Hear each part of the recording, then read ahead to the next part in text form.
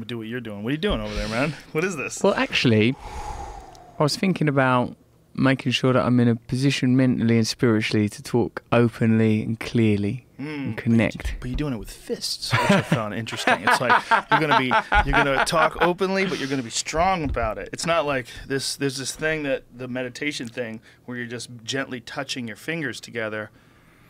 Yeah, right. I suppose then I'm looking to be embodied as You're well. Intense. You're Or doing like it, but present. You're like a hybrid. Yeah, that's right. That's what we've got to become these days. Yeah, a little bit of both. A little bit of spiritual, a little bit of warrior, the whole thing. We've got to survive in this world. Yeah. You know. Yeah. So you can't be all ethereal. It can't be it can't all be in the consciousness. Yeah, otherwise you'll never get anything done. Right? You'll just be constantly dealing with other people's wants and wishes, and you know. Unless you're going to make the decision to be one of those cave people, because like sometimes I think about that, like let's put on robes, meditate, only live in the consciousness. But given my extreme levels of attachment I've experienced over the years to physical things, I don't think that's my path. You know, I'm here, I'm in the world, I'm selling books, I'm having a baby, I'm caring about what people think about me, I'm wondering if I'm going to be in a film, I'm dealing with the world, being a man in the world, being the type of man I am. It's not like, oh, you know, I'll just life myself off in a cave. Well, there's a certain amount of attraction that I think we all have to this idea, like, hey, man, I'm just going to get away from it all. But the problem is it's going on, whether you like it or not. It's happening.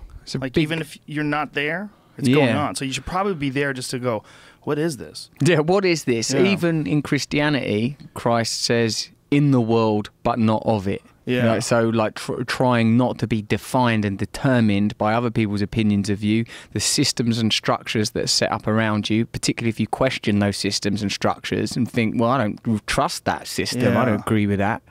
You know, so how you don't want to be defined by that. But the fact is, we are here. And I think there are certain people, you know, that do have a monastic tendency that should be meditating, that aren't equipped for the material world. And one of the great things that makes me sad about our times is if you don't have economic and productive value, then you're a nobody. You know, and there are some people that don't know how to resource themselves. You found a way of turning yourself into an economy, of creating a kingdom. I found my own way of like, oh right, I can make my mental illness work for me. People pay me money to be this crazy.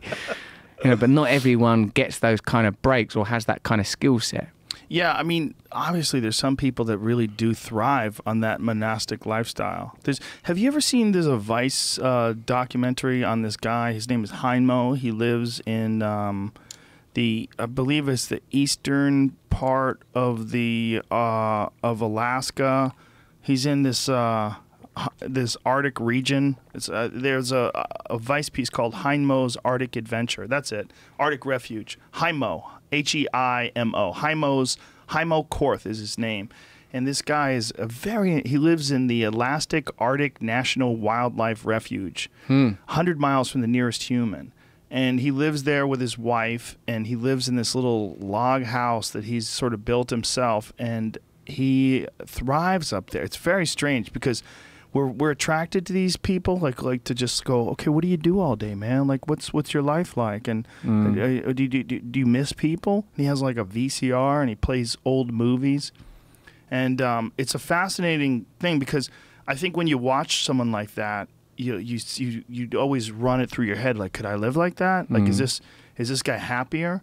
And he says he is. I mean, he says that the hunter-gatherer lifestyle that he lives is like uniquely attractive to people and uniquely satisfying.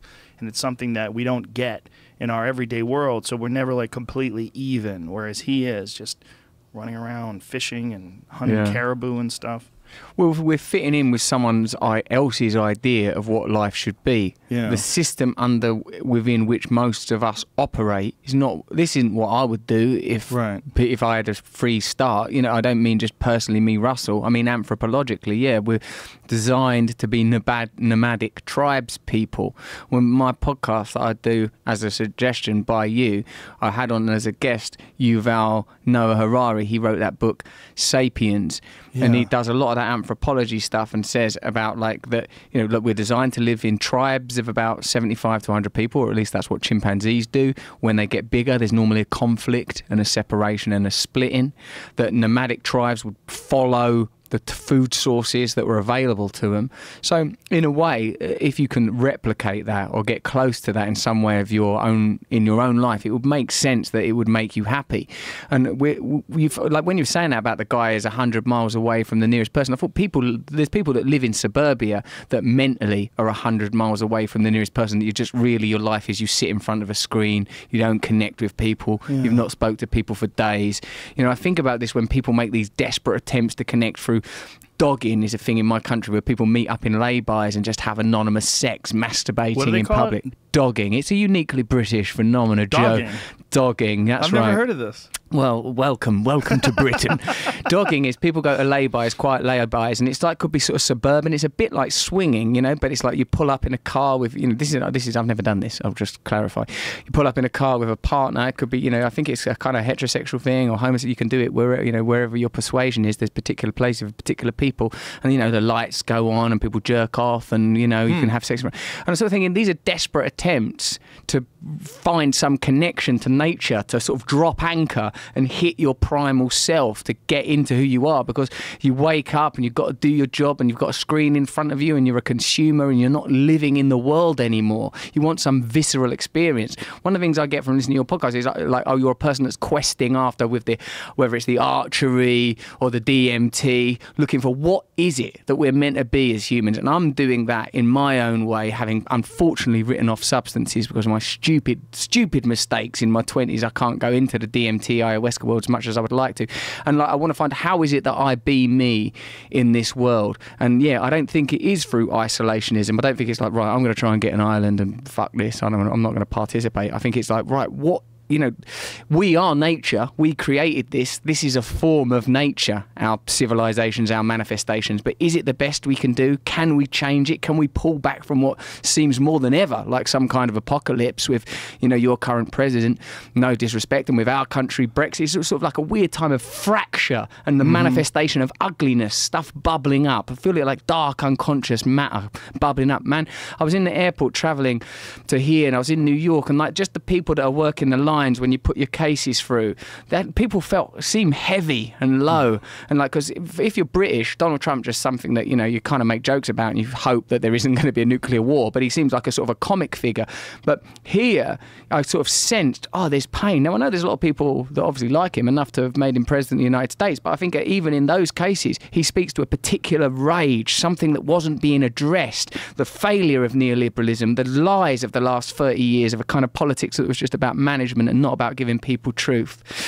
I don't know, Joe. I like, you know, like our individual journeys. How can our individual journeys inform our social and tribal journeys and our national journeys? And is there even hope anymore for such a thing as the United States of America or Great Britain? Or should we start looking at smaller projects? Because, you know, if the United States of America and Great Britain lead to colonialism, mass capitalism, consumerism, ecological meltdown, if that's what you believe in, then maybe we need to look at breaking down some of these great institutions. I wonder if what's going on is that our biology and what we've been sort of programmed to for the thousands of years of living these tribal existences, where we had these small groups of 50 to 60 or 100 people plus, that this is the new thing, and that part of our chaos is our trying to adapt to the new thing. It's almost inevitable. We've created this incredible way where we can get food to people. So more people had babies, more people stayed in these areas where they're not growing food, and then you're dealing with these massive numbers of people, you know, in LA, 20+ million. And we're trying to figure out, like, how do we get along? Like, how do all these different ideologies coincide? How do we cooperate? How do we figure out what to do with all our waste? How do we figure out what to do with what we're doing to the environment? You know, how do we figure out who's right? You know, is the doom and gloom people correct, or are the we're going to be okay people correct? You know, and what's the right attitude to take about this? Many of those significant movements that you're talking about, agriculture and industrialization and urbanization. Agriculture obviously meaning food available en masse. Yeah. Industrialization, products available en masse. Urbanization, people living together en masse. None of these things are good for the people en masse. They're good for a select strata of people that primarily benefit. You know, like they say that the average diet of human beings got worse after agriculture. Before that, varied diet. People ate loads of stuff. After agriculture, you're on potatoes now, peasant. You're on rice now, peasant. Yeah. You know, so like I think each of these movements are to benefit a particular aspect of the system, a particular class, a particular strata, a particular economic class. And, you know, me and you ain't doing bad. We're relatively near the top, but we're not the engineers of it. There are corporations and elites, to use that very popular word these days, that benefit from things being like this. When you're saying, is there a way that we can all coalesce and get along in urban conurbations of 20 million people? No, because the power is too centralised. The power needs to break down. Mostly we are getting along. I mean, mostly we are getting along in these weird groups, and even with our whatever static that we have with each other, even with the weirdness of it all, the diffusion of responsibility that comes in these gigantic groups, and you see things happening, you just get away from them. We still, for the most part, are getting along in this weird new world. I think you're right in a sense, Joe. Like I'm not a doom and gloom guy. I think human beings are really, really beautiful and brilliant, and like I don't think like, oh God, this is such a mess. What I think is that we're trying to inhabit systems that are not designed for us to live within. And I think that, yeah, people are getting on. But I also think, don't you think there's a lot of tension in cities that everyone's one right turn or one traffic light away from getting out their car and smashing someone in the face? You can feel it bubbling under. And the feeling I had in the airport is that the people that were working there were under undue stress. Now, this is just one anecdote, but I feel like we're being forced to live on a particular aspect of our consciousness, a particular bandwidth of where we're kind of a bit frightened, for a little bit too much desire. I'm talking about most people. I'm not poor no more, so I'm able to create, like, money creates distance, isn't it? Right. Money's like, you can fuck off problems. I'm getting in a nice car and I'm out of here. Right. But like, I remember the feeling, and a lot of people are living like that, where the tension's up in their face. And so, yes, I agree that people do muddle along, and that's, I think, shows you that we're not as in a Darwinistic model or some of the ideas derived from Darwinism, rather, like the selfish gene and the Richard Dawkins idea that people just want to survive and we just want to kill and fuck and, you know, this is what propels us forward. I think, no, we're cooperative, collaborative, artistic, imaginative, beautiful people, but we've created systems around the worst aspects of our nature. Greed, selfishness. This is what capitalism and consumerism thrive on, and they're so all-encompassing. Our cultures are domed by them, and we can't see beyond them. We exist within them, and I feel like that if we were to break down those kind of systems, live in smaller assemblies, smaller groups, where power is as close to the people that it affects as possible, where people would vote on, well, this is how we want to use our resources, this is how we want to run our street, our hospital, our prisons, our schools, our systems, this is how we want them to run, then things would really, really slow down. But man, what's the rush? You know, things would slow down, get a lot slower, but I think that people would be empowered and you wouldn't have resources and power filtered to a small group of people. No, I think you're definitely right, and I think you should probably start a cult. I think you've got a good idea about how to run it and how to keep the resources in the community. But I think that also this discontent that we have is a sign that people being upset with how this is and the momentum of the way things have sort of established themselves today, that this is like what we need. This is the momentum and the motivation that we need to try to improve upon things. I think we're uniquely qualified to do that today because we're talking about it. So you could be the doom and gloom guy today. I'll be rose-colored glasses. So I think that this tension that we have and this, even like a guy like Donald Trump or Brexit, I think the good thing about those things is that people are looking at what they don't like about the way we're running the world, what they don't like about our culture. And they're getting upset about it, and hopefully we'll sort it out that way. And that being completely content with everything and everybody just sitting on the couch and smiling all day, it doesn't necessarily lead to progress. I think we're more informed now than we've ever been before. So I would hope that with our ability to communicate and being more informed now, that we have the potential to move towards a better society. I agree with that, mate.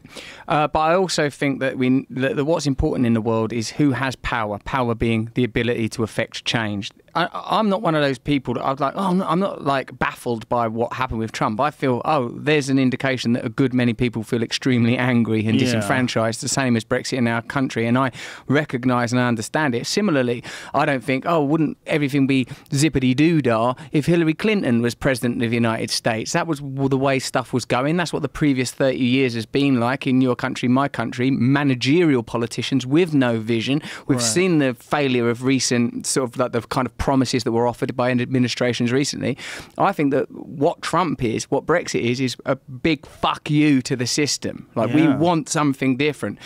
But and for me, in a way, these things are good because I believe the people that feel those things are right. And I would like to see more power delivered to ordinary people, genuine change happening. But I think it won't happen unless you sort of look at, well, where is the power really? The power really is with people that this system works for, a sort of a particular corporate elite, a particular strata of, I don't know, politicians and bureaucrats.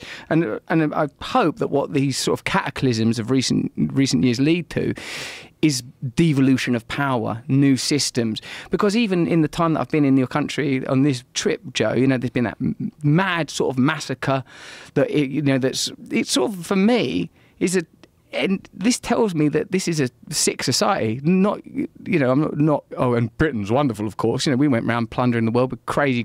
We've got enough problems of our own. But like, for me, what is causing this? Why is this happening? You know, for me, I don't see it in isolation. I don't believe in lone wolf. I think the system is coughing up these mad events, and there are patterns, and there's things that we can read, and there are things that we can change to improve it. Well, he's certainly a part of, the guy that was that shooter is certainly a part of our society, right? So if we have a sick culture, you know, I mean, there's evidence of it. I mean, it's not a completely sick culture. I mean, we're not all dying, right? We don't all have this disease.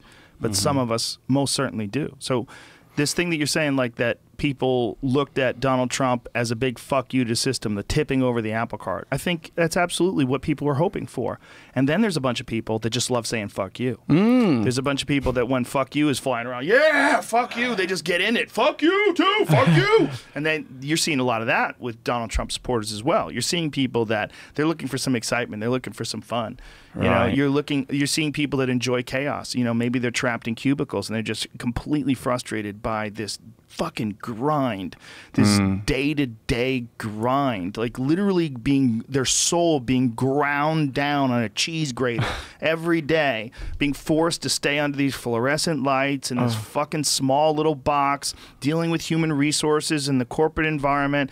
And they're going fucking crazy. And anything that happens that tips that over, it's all Fight Club, right? They're just looking to get punched in the face. They're looking to go crazy. And there's a lot of that as well, you know. But I think this chaos, the worst parts about it, there's no good to, right? There's no good to mass shootings. But what comes out of all these things is the discussions and the intense realization that we have real problems. We have real problems with the way we're communicating with each other. And I don't necessarily know if the solution, I mean, it would certainly be a solution for those involved if you get 100 amazing people and everybody just starts a co-op in Maine somewhere. I mean, yeah, it would be great for those involved. But for all of us, I mean, even while that, I mean, it's almost like that monastic lifestyle we were talking about. If everybody just isolates, it's all going on around you. If you put your phone in a drawer and never use it again, and you stay off the grid and you get your water from a spring, all those people out there are still drinking water with antidepressants in it. And, you know, there's a bunch of fucking smog that people have to deal with. There's a bunch of problems with hurricanes now because the water's warmer. It's inevitable. It's inevitable that this is all, I mean, you can decide, hey, man, I only have 100 years on this planet. Fuck this. I'm just going to ride this out. But if you do make a kid, and you have, and I've got a bunch of them, I mean, what's going to happen to them? You know, we have to think about what happens with them as well. We're all this global community, really. Yes, we are. And that's why I don't go for the hedonic lifestyle of, oh, fuck it, I've got a century. Right. Let's line up some blowjobs. I tried that route. And like, line up some blowjobs. Let's get me right. A century worth of blowjobs. That's a great way of putting it. You know, let's line up some blowjobs. Ice cream here, blowjobs there, and off to the boneyard. Yeah. You know, like, because I, like you, believe in the possibility of change. And I've been, like, again, I mention it again, I started a podcast because you said, you know, start a podcast, and it's good fun. Like, what I do on mine is I get, like, because I'm doing this university degree, religion in global politics. In fact, this thing happened. What happened to me really is I hit 40 and I thought, right, now I know a bunch of things aren't going to work. The ice cream, the blowjobs, the attention, the privilege, heroin, crack, all these things I can chalk off as not working. I can't control them. I've got to find a way through this. And oddly, peculiarly, it's a sort of a personal version of spirituality. Yeah, that's what I've found. William Blake, the great English poet, says, each artist must find his own religion. We have to find our own way. What works for you is not going to be the same as what works for me. You know, there are ways that we are collective, but there are ways where we are individuals. So I thought, right, I'm going to have to educate myself. I'm going to have to do things that mean something to me. A big part of that was like, right, doing, you know, in my own small, fragile, brittle way, Brazilian Jujitsu. Going like, I'd never done stuff like that before. So going like, and, right, live in your body, be in there, and go to Genesis Gym in Marlow. I give them a drop because all these guys are such big fans of your show, you know, and I go there and I do sessions with Chris, that titanium skeleton of a man, that black belt, twists me up. He can cause pain in ways. I was like, how is he even doing that? And like when I try to do the stuff back, it doesn't work at all. Puts me in my body in a different way. Learning the history of the ideas that are in religion, the way that the distinction between politics and religion is sort of an imaginary distinction. And when people talk about religious violence versus secular violence, they're saying their violence is irrational and our violence is okay. I've learned some amazing stuff in the last few years, and as a result of that, the kind of guests I get on my podcast, like this guy, Khan Ross, mate, you'd love him on yours, actually. He was a diplomat in the Foreign Service around the time of the weapons of mass destruction and 9/11. He believed in the system. He's like, you know, all he wanted was to work in the Foreign Service. He knew they were lying while it was going on. So he's like, oh, no, this thing I believed in is not true. Like he's being asked to participate in it. He's come out of the Foreign Office and believes that no centralised power can ever work. We have to have devolved power, assemblies. Anarchism is the word. Anarchy doesn't mean chaos. Anarchy means devolve power to the smallest possible groups, that there's no power between you and I and Jamie, that we're equal in here and we should run the space according to what all of us think as a group, that hospitals, schools, institutions, communities should be run on a democratic basis. You don't need, like, you know, minimise the amount of centralised authority. We need roads to be run, there needs to be some security and all those kind of things, but it should be minimised where possible. That's what this guy came away with, and he explained it real well to me.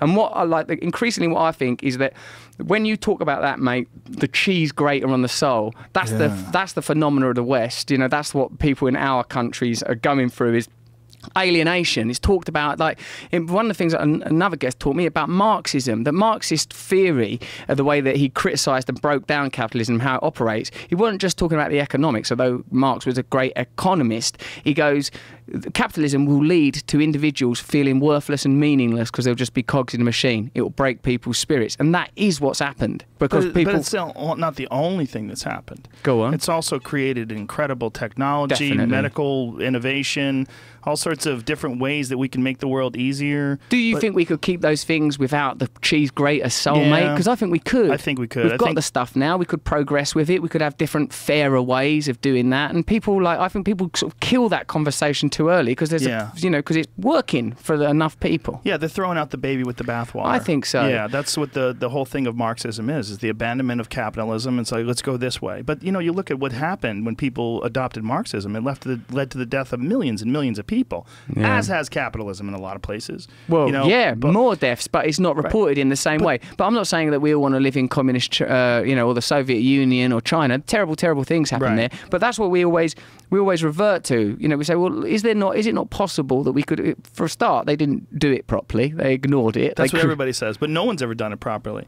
I mean, we have more freedom today. Human beings have more freedom to behave, more freedom to communicate, more freedom to excel with this capitalist society that we're criticizing today than any human beings that have ever lived ever. There's a lot of negative about it, 100%, but it's also, there's a lot of benefits and positive about it. There are a lot of soulless people that are just counting numbers and throwing them on a hard drive somewhere and buying yachts. That's true too. But that doesn't mean we shouldn't continue to evolve and aspire. I don't think evolution is finished. I know there's loads of good things about capitalism, but I think let's carry on. Let's see what we can do.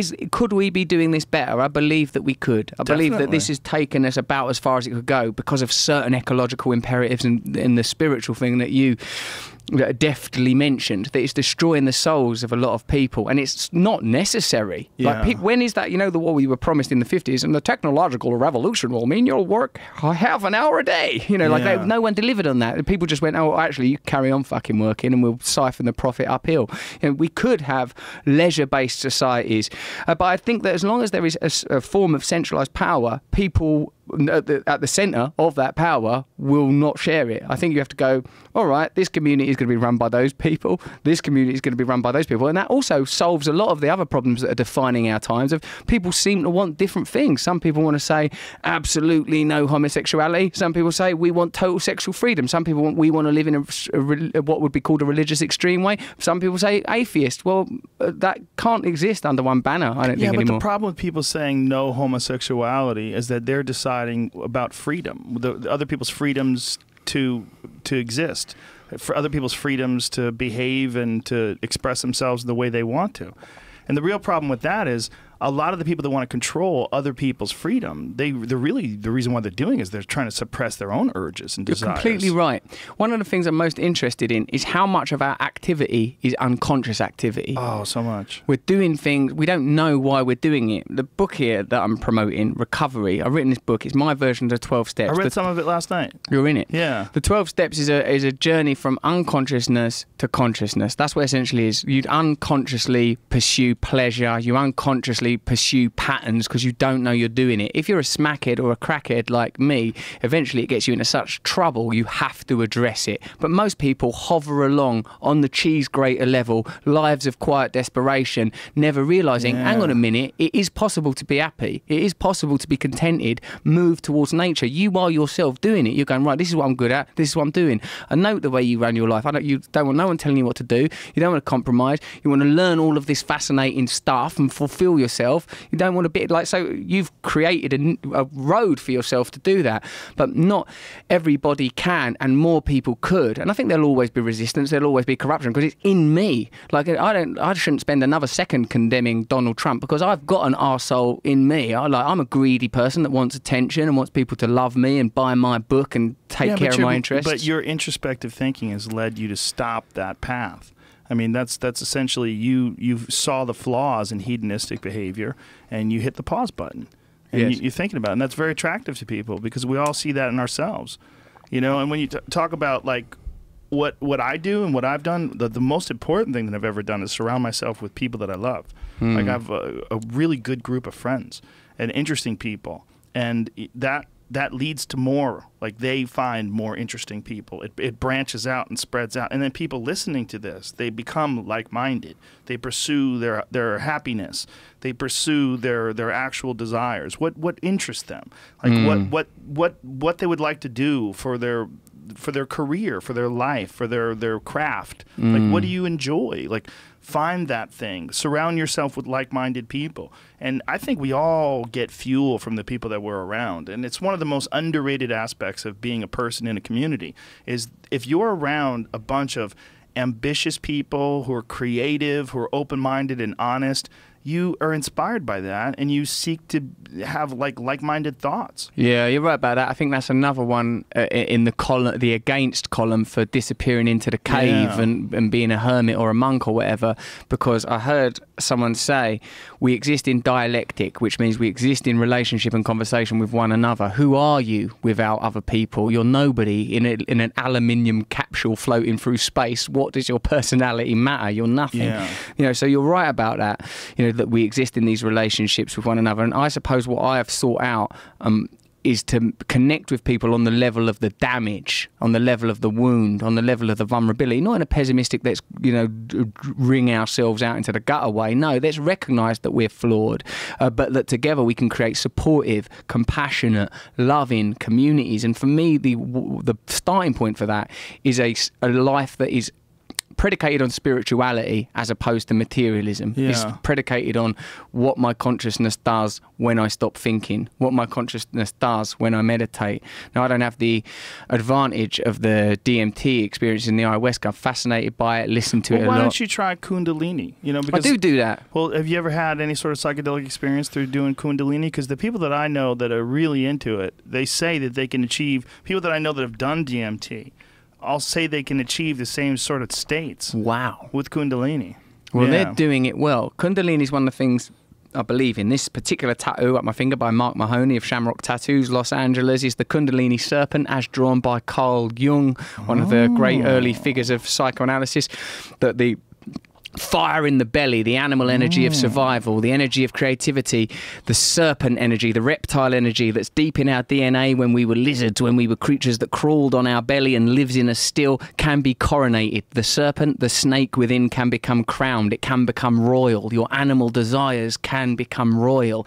And I think that the Kundalini, as I understand it, is about harnessing those energies, bringing it up. I do like yoga, and I do have pretty tripped out experiences where I feel like, oh my God, I'm awake, but I am not me. I am not my thoughts. I feel this sense of transcendence, and I only feel them retrospectively. You know, in the moment, there's no me to register it. It's only afterwards I think, wow, I lost myself there. That Do you was feel beautiful. weird when you finger people with that finger? Because it seems I don't like counterproductive. It does. I know. Don't send that snake in. Like, and to be honest, fingering's become a less significant part of my life. Fingerings are very weird. It seems so rude. It's, like in the expression, fingering. It's a dirty business. It's not functional. No, like there's no need for it in the adult world. People like it. It's not for a lot of people. Love If it. people ask for it, I say do it. Yeah, let's not They want deny to get people fingered by the fingering. snake. Give them the snake. Hand that reptile right Yeah. over. Open the chakras. Is this the right moment to tell you I dreamt about you last night? Sure. Knowing it's a risk always to tell someone that you dreamt about them, because it's once it's out there, it's out there. So, and particularly, you know, check it out. So we were in this dream. We were in some sort of semi-organic forest type world, but that had an industrial component, somewhat labyrinthian. Make of that what you will. Component? Like that, as if, you know, like the Ewoks, how they've made the most of the woods, you know, they've built little huts and stuff, and maybe they'd have little, I don't know if the Ewoks had another couple of thousand years, maybe they'd have built little Ewok trains. I don't know what they would have done. Who knows? Maybe. They were lovely, cuddly little guys. So anyway, there was a sort of a small industrial component to it. We were somewhere within that world. And we were doing Brazilian Jiu-Jitsu. Let's use the word rolling. Now, there was a sort of, this is how we know it was a dream, because there was a moment where I had you inside control. Now, from that moment, I moved towards a choke, and you did something where you arched and flipped over very acrobatically and very elegantly. I don't even know if it's an actual move or not. It was very, very beautiful, and I thought, oh, right, yeah, this it's going quite well, this rolling, but it seems that Joe Rogan is better at Brazilian Jiu-Jitsu than me. But that even in the dream world, that seemed like something I had an understanding of. Well, there's Jiu-Jitsu, what's brilliant about it and what's interesting about it is that the more time you put into it, the more you understand the moves, the more moves you acquire, the more moves you drill, the better you get at it, the more it's literally like a language. And that as your vocabulary increases and your ability to like, even if your vocabulary is very broad, if you don't talk a lot, you'd probably have stumbling conversations, right? But if you get used to talking all the time and you're having a conversation with someone and the words kind of flow. But if you're talking to someone and they're weird and they bark out things and they talk over you, it's awkward and herky-jerky, much like Jiu-Jitsu. Jiu-Jitsu is almost like a kinetic language. Brilliant. But there's a puzzle that's being solved, right? And there's a problem, right? And the problem is this person is trying to apply all these different techniques, whether they're chokes or joint locks, on you. And you are trying to both defend that and then put yours on them. It's beautiful. I've heard you say before, high pressure problem solving or something. Well, violence. MMA I always describe as high level problem solving with dire physical consequences. Dire physical consequences. Because MMA is the most high level of all the problem solving, because the consequences are so grave. Getting kicked in the head, getting elbowed and kneed, like those things are so. Jiu-Jitsu, I think, is better for you, for sure, physically, because the consequences are not nearly as grave. You get choked out, you're fine. You get your arm, you tap out. As long as you're willing to tap out, you have to be willing to tap out. You'll get through it okay. And if you get injured, you just get it fixed and take 6 months off. You'll be back. I like that kinetic language thing you said. That really makes sense to me, because I feel like when I'm doing it, I'm like a person that's going, hello, could you show me the way to the train station? Hold door. Yeah, I'm so slow. Like, and other people are like, well, sir, I'll point you in the right direction. You could go 1,000 ways. Why couldn't you? Exactly. Yeah. Exactly. Do you watch Jujitsu at all online? No, I don't watch loads of it. Sometimes I look at videos of them Gracies or something and marvel at their effortless capacities and charisma. You should watch, just because you're enjoying it. Watch like current top of the food chain jiu-jitsu guys like Amends, watch some Marcelo Garcia, watch some, some of the young guys coming up, Gary Tonin. It's fascinating to watch them apply these new strategies to this old language, because that's really essentially what it is. I mean, what you're seeing is these new approaches. Jiu-jitsu is this never-ending thing. I mean, it just doesn't, like boxing, although it's very complex and it doesn't seem as complex to someone on the outside, but when you watch like a guy like Floyd Mayweather or Sugar Ray Leonard or someone who's like just a master at their craft, you see how complex it truly is. You see all the different nuances to it, but it's still punching, right? There's just still two punching. Whereas jiu-jitsu is this fucking tangle of bodies and possibilities and potential.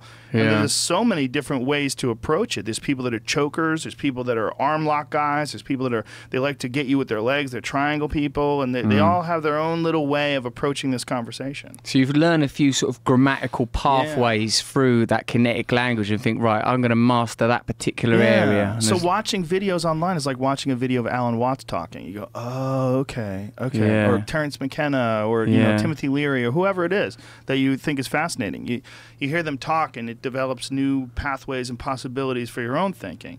It's one of the things I was going to say earlier, that when I was thinking while we were having this conversation about the future and about possibilities and about civilization, that with all due respect, what you and I are doing, both of us, this is a very rudimentary way of trying to figure this out. I mean, I think we're clubbing at it, right? And I think people are listening to this that will do a far better job than us in the future. Yeah. And I think that that's important. And I think that we're doing our best. We're taking our steps. But when Henry Ford created the Model T, he didn't intend it to race against a LaFerrari. He didn't know what the fuck a LaFerrari was. But if he didn't make that Model T, the LaFerrari wouldn't have been possible. But you can't go back and go, Henry Ford fucking sucked, dude. Ride this piece of shit with its leaf springs and its stupid tires, and then get in a 2017 Corvette ZR1. You go, oh, okay, this is where it's at. No, it's like all these things have to be in place for the next evolution of it to advance.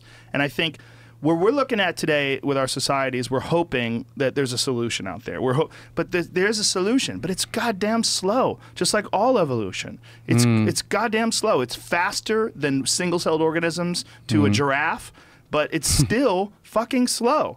And we're a part of it, all of us, not just you and I, but the people that are listening to this and the people that are having their own podcasts, their own conversations and doing TED Talks and writing books. We're all a part of thinking this out. And these little pieces all fit together slowly but surely and create this mosaic of ideas and potential. And what we're experiencing now is just what we can experience in this realm, like in this world, with this life that we're currently stuck in. And then someone 50 years from now will be looking back at our stumbling conversation, trying to figure out a way to engineer society correctly, and they'll have a much better way of doing it. I think that's a very beautiful, progressive argument. I agree with much of what you've said, except to some degree, Joe, even things that I've heard on this podcast. Say when you have Graham Hancock, I particularly enjoyed it when you got the more sanctioned academic guy on there, and and Graham felt like, you bastards, you're the people that say that my shit ain't real. Well, Graham's such a rebel, it's fascinating to see these people attacking him for his ideas and his research, but now having less and less ground to stand on. Graham's ideas have been more proven in the last 10, 20 years than ever before. They keep finding these new civilizations and finding this new evidence that human beings have existed on this continent far longer and that they're traveling all over the world for far longer, and the civilization is probably quite a bit older than we thought. That's right. And so we don't therefore know that this idea of continual progression, linear progression, is the only one. It is possible that when it comes to the realm of consciousness, ancient people knew something that we are struggling to understand. And I recognise that your Model T to Ferrari metaphor is a good one. And actually, speaking to young people now, I do feel that they're kind of more switched on. Geez, look at a baby with an iPad. It seems like they know already. But what I feel is, and this might just be my personal narcissism, that I like to think of myself as the pinnacle of consciousness, that there isn't some other realm, even though, God, I want that DMT so bad. Like, why are you afraid of that? Because it's not an intoxicant. Because I'm a 12-step guy and I'm a sobriety. All horse shit. Stop all that 12-step. You're not going to fall back. Hold on a minute. I've just read a fucking book about that. That's a whole book I'm here to fucking promote. You're not going to fall back into addiction. It's not this idea that you're going to fall apart and become a junkie again. It's not going to happen, man. You're past that. You can say that, Joe, but also an integral part of my recovery is the idea of surrender, and I think that's an integral part of a lot of spiritual belief. It's an integral part of DMT. I bet. To surrender. I feel you, man. But like to bypass the idea of my egoic authorship, my egoic authority of I am Russell and this is what I believe and this is what I'm going to do. I've surrendered to a way of life. I've surrendered. If I can find some people with 20, 30 years in recovery, clean time, that go, you're allowed to take DMT, I'm like, fucking hand me the pipe. You don't need their advice or their sanctioning. Well, in a way I do. And by the way, you don't even need DMT. No. I mean, you don't need it, but you seem like you want it. Yeah, because I love the transcendent. I love it because I've always known that this experience of being in a body, in the conscious, individualistic mind, and remember, I've taken loads of acid when I was a kid as well. I know that this is not all of it. This is just, we're just reading one bandwidth of data with our sensory instruments, that there is limitless consciousness and limitless reality. Do you miss that acid experience?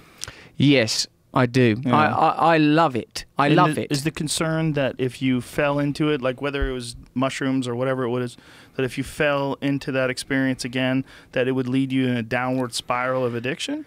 In a sense, it's that. In a sense, it's that. And the fact is as well that I've turned my life round, or my life has been turned around by this program, by this system. And like, you know, the 12-step thing, it does have something in it that's quite, what do I want to say, like it's a little bit ascetic. It is a little bit, you think like it's about denial, right?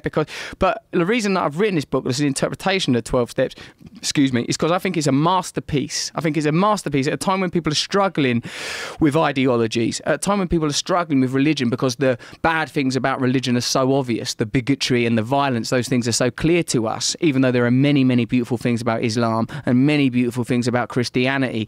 Our focus tends to turn on the bigotry and the hatred that is present or used out of those ideologies. The 12 steps is accessible to anybody and can be used as a code to unravel your connection to your own individual experience, your own self-centeredness, your own self-obsession. Now, this might not be a problem that you have. This might be the line that separates us. Me, I'm self-obsessed, and I have to, firstly, like, this is how it works. One, you admit there's something you want to change. And like that could be, I'm a smackhead, pretty obvious then, or you're a sex addict, and that's a harder thing to admit because it can be rewarding if you're into adult human females in a culture like I was. But if it ultimately leaves you lonely and unable to have a family, and you feel like you're having a negative emotional effect on others and yourself, then you need to admit it's a problem. The second thing is, could your life be better? And of course it could. And the third thing is being willing to accept help from others, and whether that's a community or from your understanding of a higher power. Now, I believe in God in the sense that I believe that there's limitless consciousness, that my individual consciousness is connected to something that I can't understand, that no one can ever understand. And again, as I've heard on one of my own podcasts, as a matter of fact, Yanis Varoufakis, who led this political movement in Greece, he said, we will never know whether consciousness preceded matter or matter preceded consciousness. And in a way, it's irrelevant now because spirit, this quality, is here. It's here, and it's a big part of what human beings are, and it isn't dealt with by consumerism, and it isn't dealt with by contemporary politics. People don't talk about love, kindness, togetherness, but these are the dominant things in our lives. That's what's most important to me, the people that I love. Like you said, the connections with the people you have that become your reality. But a political system that reduces you to a component of an economic machine is never going to fulfill you. So what I now believe is that by what I think this book can do is give people a guide to reaching their own spiritual truth, because it's completely non-prescriptive. It's like your version of God is going to be different from mine. Your personal inventory that you draw up will reveal the truths of the way you see the world and the problems you've made. The communities that you belong to will support you, and you can change your patterns, you can make amends for your past, you can continue to stay present. And a vital part of this program is prayer and meditation, continued connection to the moment, so you don't lose yourself in your past or the projections of your future. Now, whether or not that prohibits me from experimenting with psychedelics in the long term, you know, for me, the jury's out, because I do want to. And Bill Wilson, the guy who founded these fellowships, was fascinated by acid, and subsequently, like, even when he was sober, took a lot of acid. And I think that guy was a prophet. He was on a mission. He was trying to discover what is truth, what is reality. That's not really discussed much in the 12-step program, though, is it? Because I think it's like most things, it becomes orthodox. You know, like most religions, most systems, in the end, they become orthodox. And it does such a good job at helping with its primary purpose of stopping people being alcoholics, stopping people being drug addicts. That's such an amazing job, and it's doing that job, and it should continue to do that job. What I feel like I wanted to do is extract the thing that I think is amazing about it and say, oh my God, anyone could use this. You hear this again and again from people that have got long time clean in these programs. Everyone should work this program. Everyone should know what is the impact because your mum treated you that way, or your dad did this, or this sort of shit happened to you at school, or you were abused. You're still carrying it in your consciousness. We touched on it a moment ago, Joe.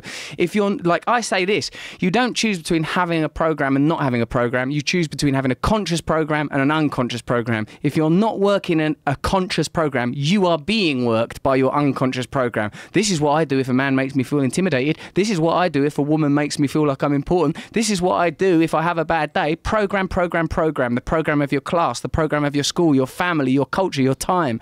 And this 12-step system can debug you from it. And it's not anybody else telling you what to do, because it's your own version of a higher power. It's your own version of a truth, except it's guided by the idea, become free, connect to who you really are, and become benevolent and loving to others. You know what I think is really important that you said earlier about there's no political system or no politicians that are talking about love and values and caring and a sense of community. I think that's the solution to what we're fearing about Brexit and Donald Trump and the rise of, you know, just this turning of the apple cart, this thing that people are seeing right now that they don't like. And the hateful rhetoric that people are most disturbed about, particularly with Brexit, right? That's like the big thing that people are really disturbed about, is that it was fueled by this fear of the other. Yes, right? That's right. But isn't it possible that if people decide that didn't work out, whether it's Brexit or Trump, that the response to that would be the rise of this ideology, the rise of someone who's going to talk about love and community, someone who's going to be genuine? I mean, we don't have that person now, but it doesn't mean that person can't exist. And we've only had 45 different presidents. We haven't had every single version of what's possible for a human being to be interfacing with the entire civilization of the United States of America. I think it's pretty clear what that system delivers. I think that those power systems are evolving in this direction. I think that this is, if not the pinnacle, I think it's possible that there are better versions of a president, but I think that systems that are that centralised will always deliver inequality. I think it's impossible for them not to, and I think that they should be evolved, altered, devolved in a sense, broken down. Yeah. But I do agree. One of the things that I think is positive about cataclysm in politics, something like Brexit, like when Brexit happened and when Trump happened, I felt this sort of, I'm a trickster, I'm a comic, I live in mischief, I live in the madness that's just behind reality. And I thought, in a way, this is good, not for I know like people's lives would be negatively affected when we've seen the rise of divisive politics and like, you know, sort of quite old-fashioned ideas about sort of ethno-nationalism and that kind of stuff. But the good thing is, precisely as you say, Joe, that it does open the conversation up for someone to say, oh, hold on a minute, I think we've just left out love, kindness, unity, togetherness. Like these things perhaps people will be open to. Whereas I think if we'd stayed in the European Union, if we'd had Hillary Clinton as president, it's a bit more business as usual. We're not forced, we're not staring into the face of madness. We're not forced to address things are going wrong. You know, I talked to my friend Sturgill. Do you know Sturgill Simpson, the musician? He is a brilliant musician, and he sent me this text message of a conversation that he had with Dr. Rick Strassman. Dr. Rick Strassman is the guy out of the University of New Mexico who ran those clinical tests on DMT. He wrote the book, DMT, the Spirit Molecule. But he was quoting, when he was talking about the times that we live in and how fucked up everything is, he was quoting this, I forget, I think it was a monk who said this, that we are constantly in a fight between 49.9% and 50.1%, good and evil, and that they fluctuate back and forth, and that we feel like we are just like a speck of dust, because we are both a speck of dust and the most important thing in the world. Brilliant. Because the actions of one individual literally can influence the course of the human race, the course of our civilization. And that this period of flux is what creates growth and change. And that the tipping of the apple cart, and the positive thing about having someone like Donald Trump, and I don't like Donald Trump more than I like Hillary Clinton. I didn't like either one of them. And what Hillary Clinton represented to me was this lifelong politician who didn't support gay marriage until 2013. What she was to me, what she represented to me, was an obvious magician, someone who I could see them pulling the cards out of their sleeve, and I'm supposed to not pay attention. It's bullshit, right? Yeah. And what he represents is the ego, unfettered and flaring out with crazy hair and a fat belly and little hands and the whole deal. It's just this chaos ego, putting his name on buildings, and that we're realizing that both of these are terrible options, and that this system is a terrible system. When we have what's essentially a popularity contest to see who controls nuclear weapons. It's insane. It's literally insane. And that the only way this is going to change is by having this incredibly upsetting moment for everybody, where they're looking around going, what the fuck is going on? And then new ideas get introduced. And I don't know what those new ideas are going to be, or who's going to introduce them, or how someone is going to come along within the next 3 years and challenge this current system in a way that's appealing not just to the right and to the left, but maybe in some way to just human beings. Maybe in some way to human beings, they realize, like, we're not going to get by in this world by enforcing right-wing politics and ideas and this sort of ideology, or left-wing ideas and politics ideology, but freedom and love and community, and to be free to practice your own level of conservatism on your own. But the idea that I don't want any gays and I want to have a little tribe where no gays are allowed, that seems to me to be counterproductive, and that seems to be counter-evolutionary. You know, all of that idea, there's any suppressing of people's individual right to express themselves. Sure, I agree with almost everything you said there, and I've got since I've been involved in academia, do you know one of the main changes? I make notes. Ooh, good like, move. so like, well, yeah, notes now. I never would have dreamt of that when I was a younger man. Notes are excellent. Near the beginning, you talked about this idea, the percentile of, you know, good and evil, that good and evil is both of us. Now, there's a great quote by the Russian author Solzhenitsyn: the line between good and evil runs not between creeds, religions, and empires, but through every human heart. It's a nice quote for that, isn't it? I love that quote. Now, and here's a personal theory, that the reason that idolatry is bad, like that it comes, like, you know, most religions say don't worship individuals, is precisely because they understand that. Don't make one individual have too much power.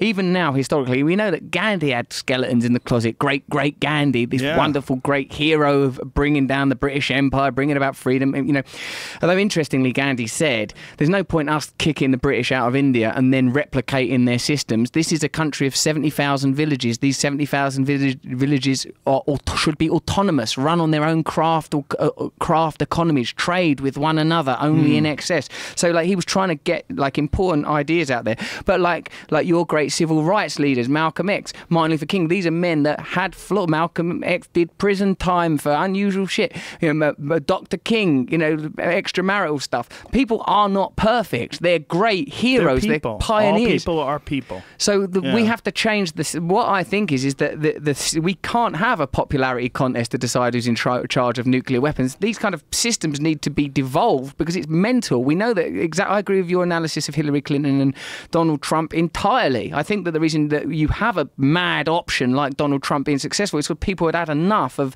those cheap tricks and cards up sleeves and financial corruption. So yeah, the apple cart's going over. Chaos too, I agree, is an important part of evolution. We rest on chaos. These patterns that we observe are just temporary. Osho, the sort of cult leader and sort of poetic figure and leader, said, we talk about civilization as if it's this great thing. What is civilization? A clearing in the forest. You know, for a moment we create our cities, then the forest closes in and has it again. Where all these ancient civilization that Graham Hancock talks about so lucidly, where are they now? They're getting swallowed up by the Amazon. And I had this great quote in Herman Melville's Moby Dick that says, you know, Noah's flood is still happening. The majority of the earth is still flooded in water. We are connected to these events. We are out there in that chaos. So I suppose, gosh, what I'm trying to say here, Joe, is that when we recognise that we're all flawed, that we're all fallible, we have to sort of think, how can we build systems that tend towards the better aspects of our nature, not the worst aspects of our nature? Can we recognise that any politician in a position of power for too long will make mistakes, will be flawed, that power has to be spread out as much as possible and as close to the people that it affects as is feasible? Yeah, there's always going to be an issue with someone being able to acquire $100 billion, like the Amazon Jeff Bezos guy. Like that is going to corrupt people. That's going to, like, why would you, first of all, why would you keep working? Why would you want that amount of money? And what's your plan? What's your end game? Are you trying to make the world a better place? You're going to try to acquire more brown boxes with your logo on them. I mean, what are you doing? Like, where's it going? And it seems to me that there's a game, right? Everybody plays this game. Some people play it for $10 an hour. Some people play it for $10 billion a year. And that once you make $10 billion a year, you want infinite growth. You want 11 next year. I would like to tell my stockholders that we have cause to celebrate, and we have a 20% increase in our bottom line this year, and everybody's looking good. Let's go to Tahiti, woo! Right? And then, like, what are you doing? You can't. This is not going to last. You're not going to live forever. Like, what is the end game? Well, there's no end game. You're caught up in the current game. In the current game, they are literally, capitalists are literally living in the moment. Yeah, you're right. They're just stockpiling shit. Yeah, they're not thinking about the overall objective. Sky down, looking from the heavens down on Earth. Like, what the fuck are we doing? They're not thinking about that. Nor are they accepting that limitless growth is literally impossible. Yeah. That we have finite resources on a finite planet. And maybe for you, not for me. I got a yacht. I got a fucking island. And I think it's also, you get caught up in the momentum of whatever you're doing. Whatever you're doing, you just get caught up in it.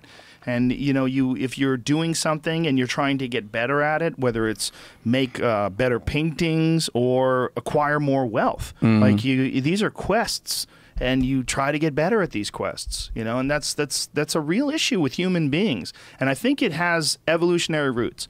I think it has roots in our need and desire to make better structures and shelters, to make better weapons, to make a better civilization so that we can stay alive longer, so that we can ensure that our children will be alive longer. I think there's roots in that are sort of bastardized and twisted in this world of ideas where you're talking about, like, money and stocks and bonds and mutual funds and hedge funds. Yes. And it's like, Jesus, like, it's almost like we have these ancient instincts for constant improvement that these human reward systems get corrupted.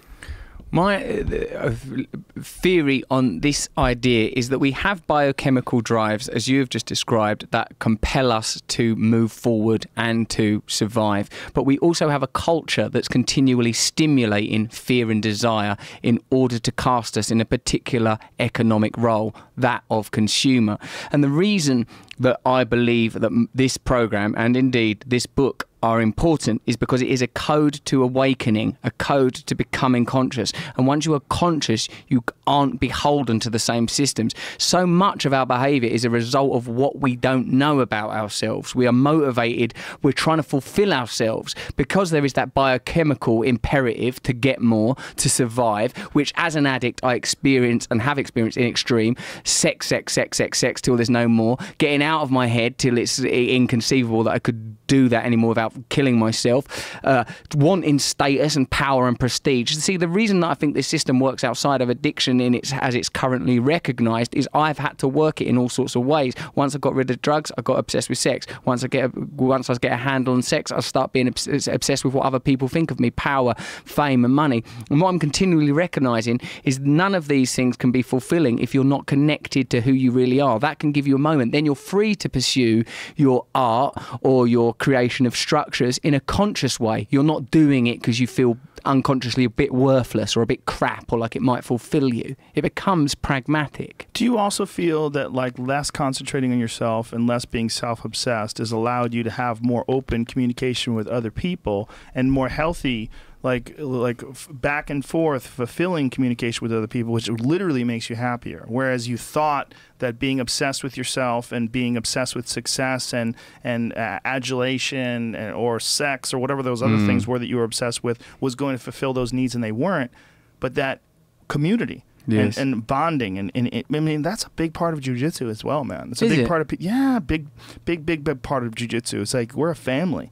When you're in there choking each other, as weird as that sounds, like there's a bond between those people that are in those classes all over the world that are going to, they recognize this community in that, as well as like it being an extreme pursuit and as well as it being something that is developing your human potential. You're also creating this really intense community of like-minded people. Comedians feel that. I mean, I definitely feel that with you. I feel that with most comedians that come in here. I know. Well, we are the same thing in a lot of ways. Yes. I think that's very important, and in a way it's a return to what we were saying at the beginning of our conversation, that there are certain anthropological requirements that you need to feel like you're part of a tribe. You need to feel connected to one another.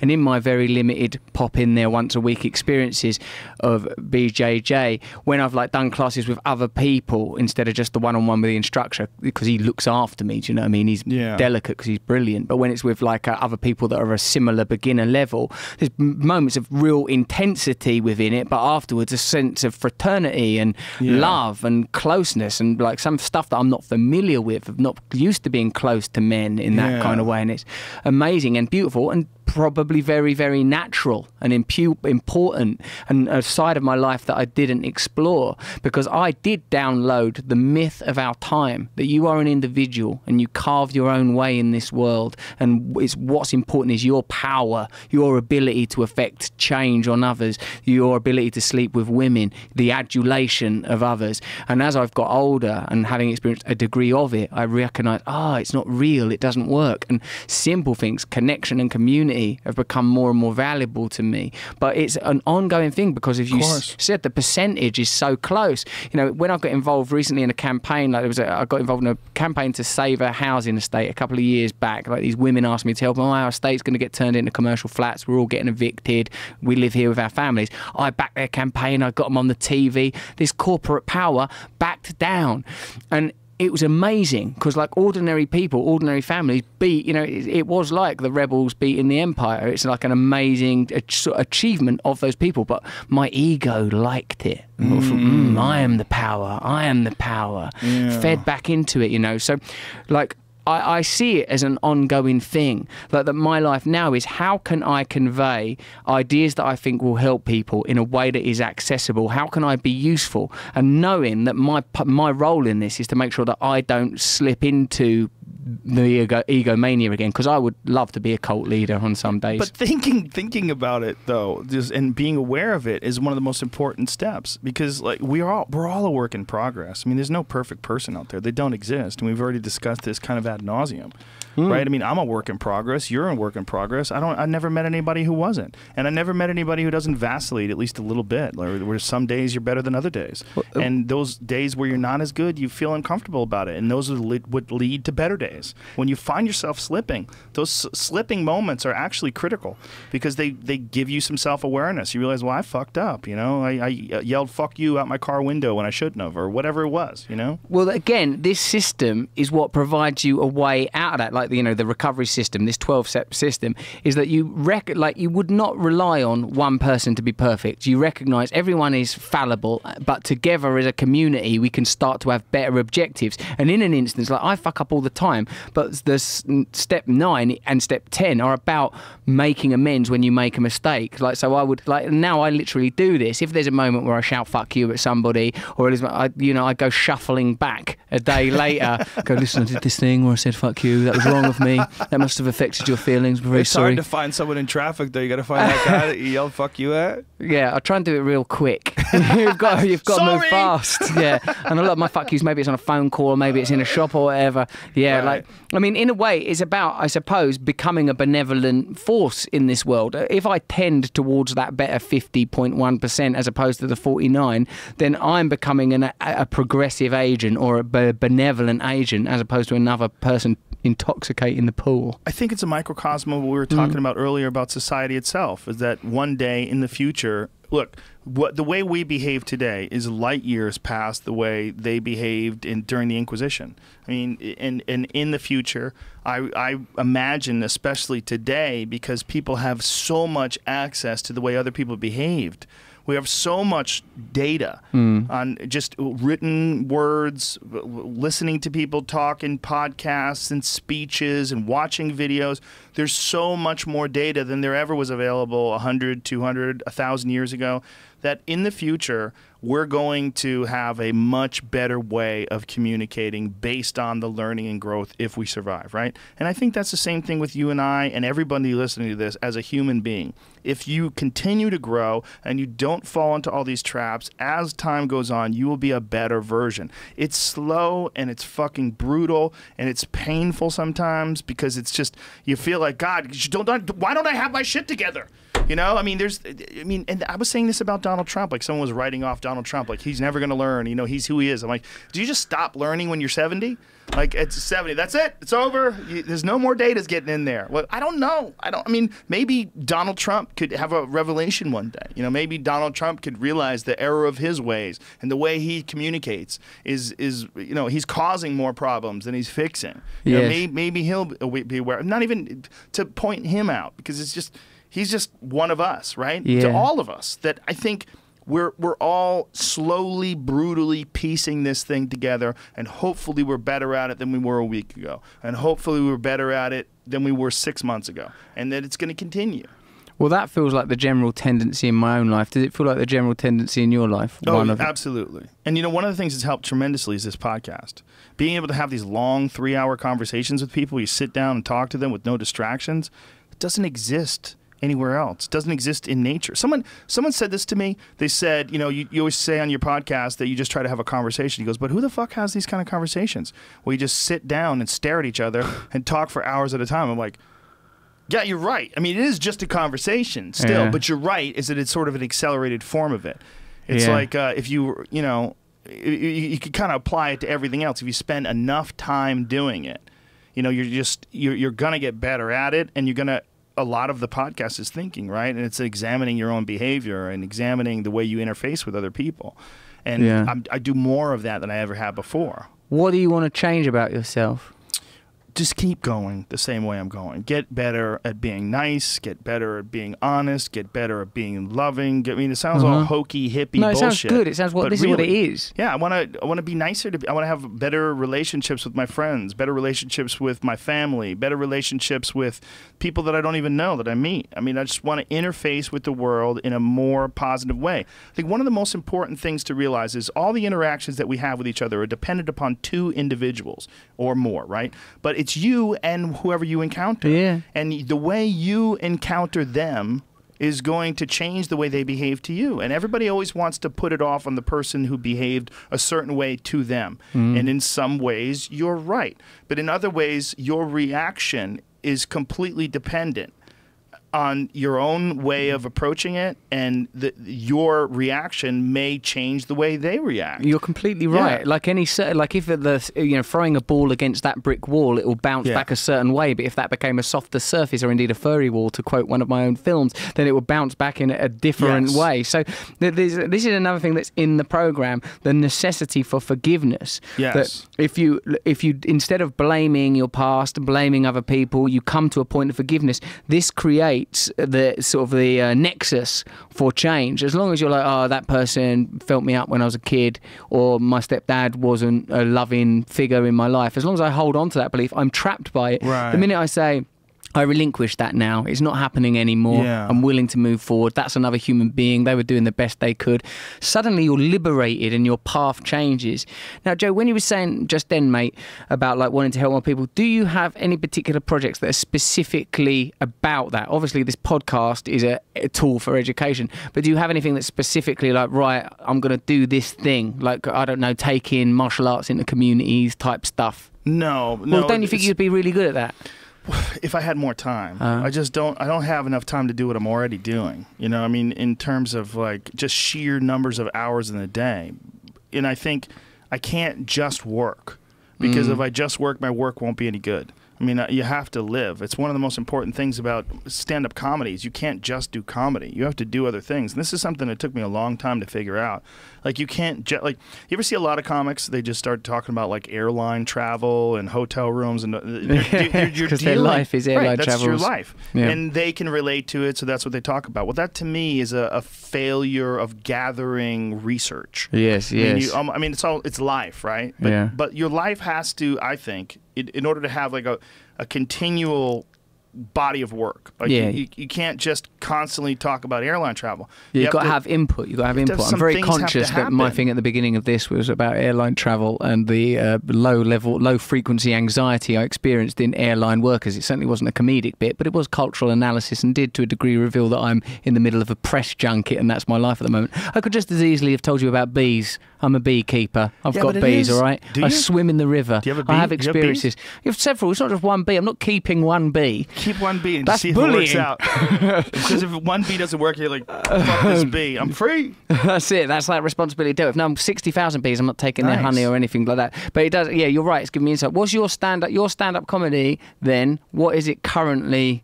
What are your like sections, your beats, your bits? What I'm doing right now is working towards a new Netflix special that I'm going to do in either March or April. I have to figure it out. I want to do it in Boston, and I don't want to do it when it's too cold. Well, that 1,000-seater place in Boston, I think I've played before. The Wilbur. Yeah, the Wilbur. Yeah. Good place. Yeah. It's an awesome little theater because it's really it's 900 seats, and it's really three 300-seat comedy clubs. Yeah, it's three stacked on top of each other. It's a great venue. What are your goals? So what are your sets? So you're going to do an hour. So like, you probably do it over 3 nights. What have you got like for 3 20-minute areas? Do you know what your bits are? Yeah. Well, what sort of areas, if you don't mind me? I'm just curious. It's difficult to talk about it on the podcast because without going into actual bits about themselves. Doing it. But can't you tell about the area? All right, I'll tell you about my area to show you that sort of thing. I talked about like when I got heavily involved in politics and I found myself on TV shows and doing rants on telly and getting into political arguments. Those are great, by the way. Thank you. I love doing those. I love the one you did. Was it Fox News that you did one with it? Where you're just breaking down, like, what are we doing here? I love doing that. I like that because there's a lot of ridicule available once you get into the analysis. Also, you're a fucking runaway train. Once you start a sentence and you start going, you're very fast and powerful, and they're like, whoa, whoa, whoa, whoa, whoa. And there's not a lot of ums or uhs, and there's no room to interject, and they're sitting there, they're all... You know, first of all, they're a little starry-eyed in the first place, you know? And then second of all, the runaway trains happen, they're like, and then the ride's over. 5 minutes later, like tin cans are rolling down the aisle, and they're like, okay. It's a good technique because, see there what we were saying about BJJ, like that language I don't know.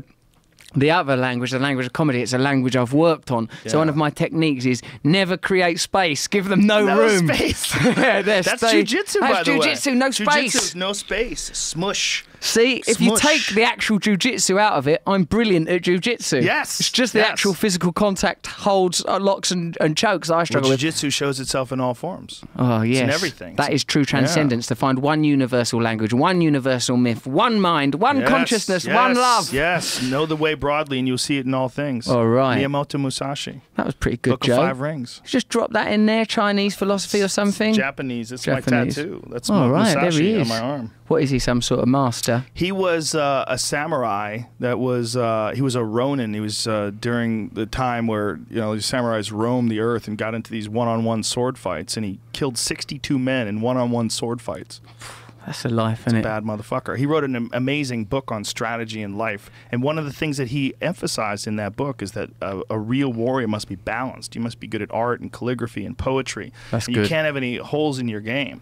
You have to be a balanced person in order to survive in these intense moments of swords flying at your face. I heard never teach a man to fight who doesn't know how to dance. That's quite good, isn't it? Ooh, I don't know how to dance. Me neither. Or fight. So pretty safe there. But but what I sort of what I've done is I found things like I approached it from a different angle of like pointing out the things that I did wrong in my political campaigning, where I flawed and fell into my ego. I do a good long bit about the birth of my daughter, like purely from the perspective of watching a birth, like a commentary, a sports commentary of the baby coming out. I don't use the rhythms of sports commentary, but just actually the describing what happened and what it did to my mind to be present at the birth of my daughter, to experience something that's so divine but so animal, tearing flesh, roaring and all that stuff, but it's like God is in the house, you know.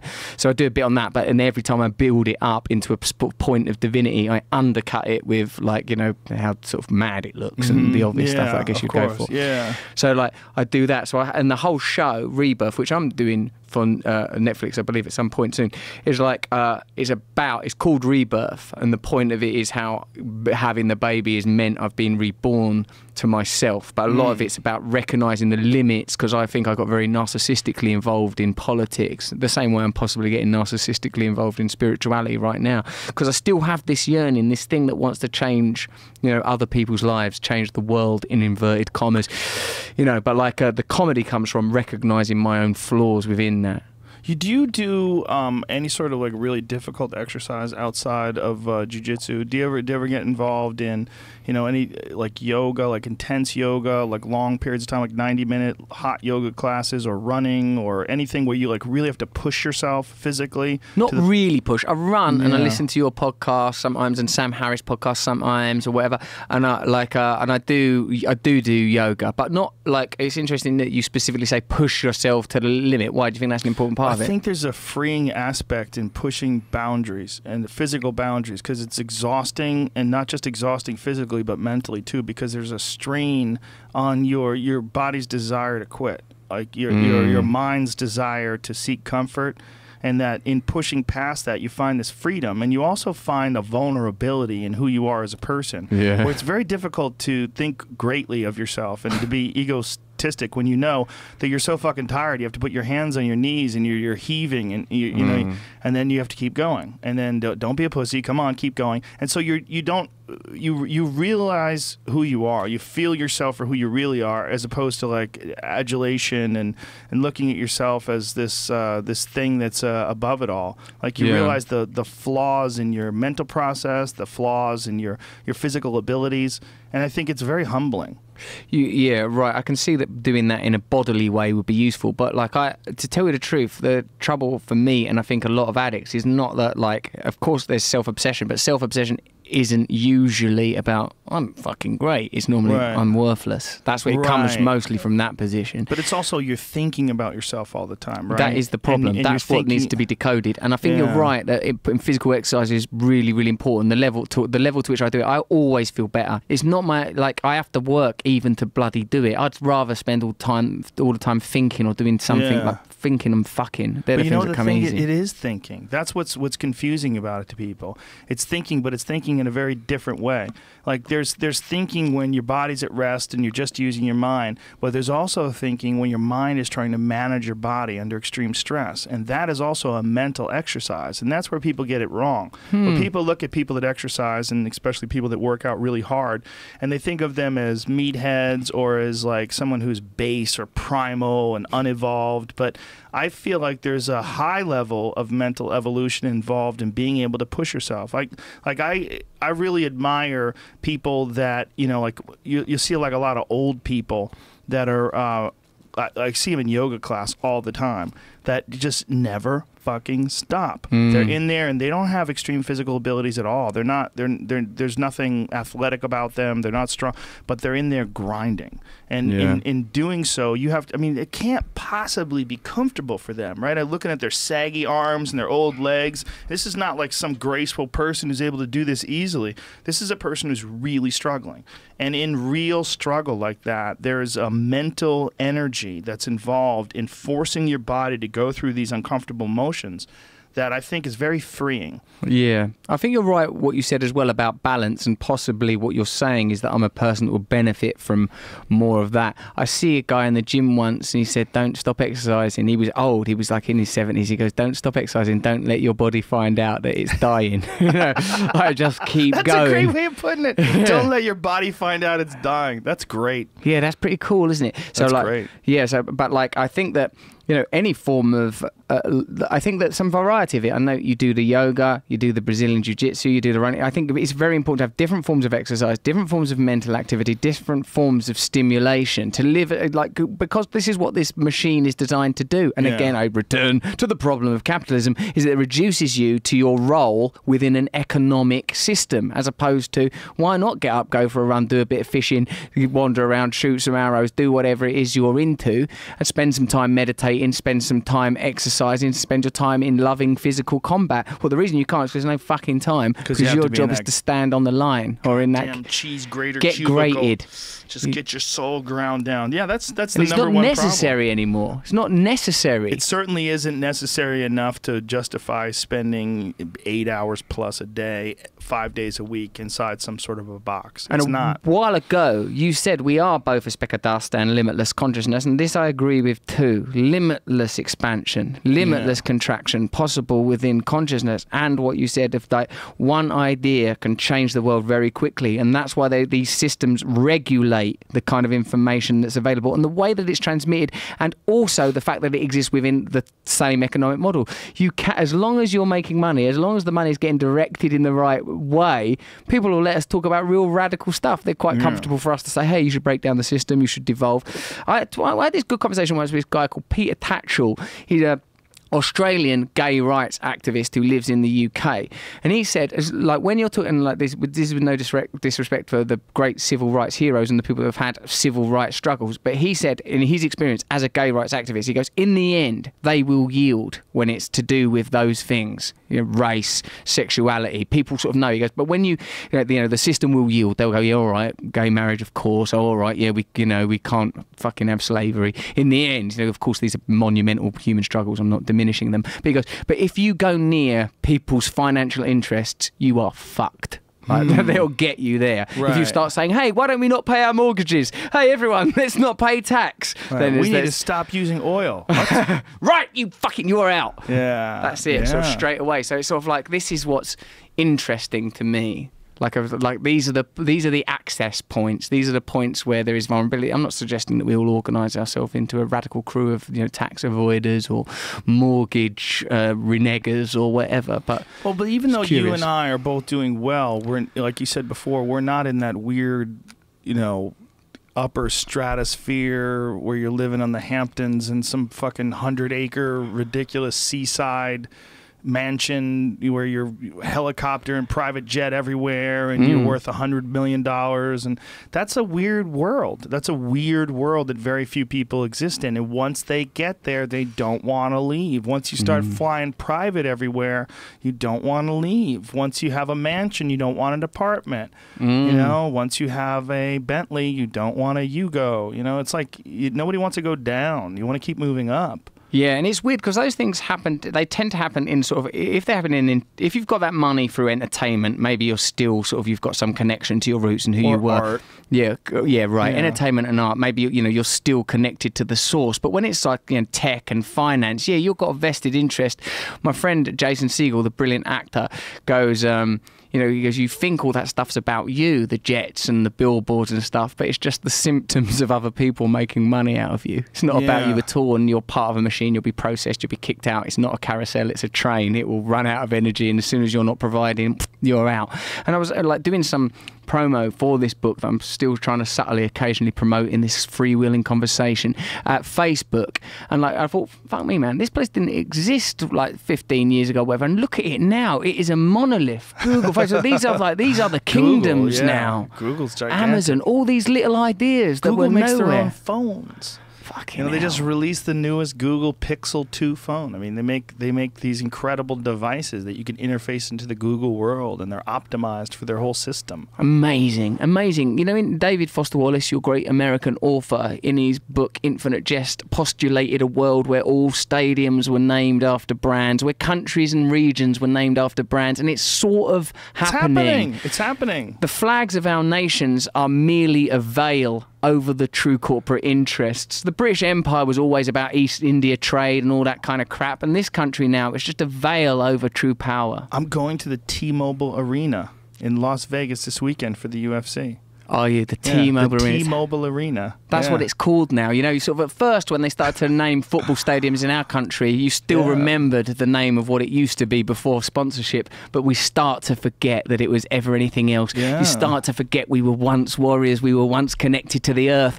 Our gods were once eagles and stags. Now our gods are the T-Mobile Arena. Take back your freedom. It's not the Coliseum, it's the Sony Center. Right, where is it? It's the Christians are being flown to the lions at the Sony Center at 3 p.m. Yeah, wow. Yeah. Yeah, well, I mean, you know, they want people to use T-Mobile. I get it. Would you mind using it? Well, just ask me. Give me a deal. I'll use it. Don't take away my culture. I like what you're saying. Keep talking. Unlimited data. It's nice. Yeah. Well, hey, so like I learned an important lesson off you, and this was it. When I was like after I came on last time, you were doing sort of a very big UFC event in, I think, Vegas, and my mates, like from the gym that I go to, the Genesis gym, what I've already mentioned, that they were coming over for a stag do.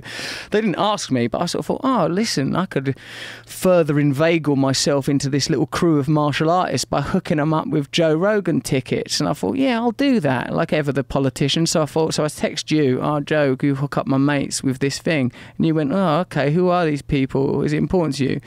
And I took a moment, I thought, they are important, I like them, but what's my motivations here? They're like, is this a good thing? I took a moment to reflect on it. I thought, shall I do this? Shall I come up with these tickets? You know, maybe I'm doing this for the wrong reasons. I took a moment of respite, I reflected, I didn't do it.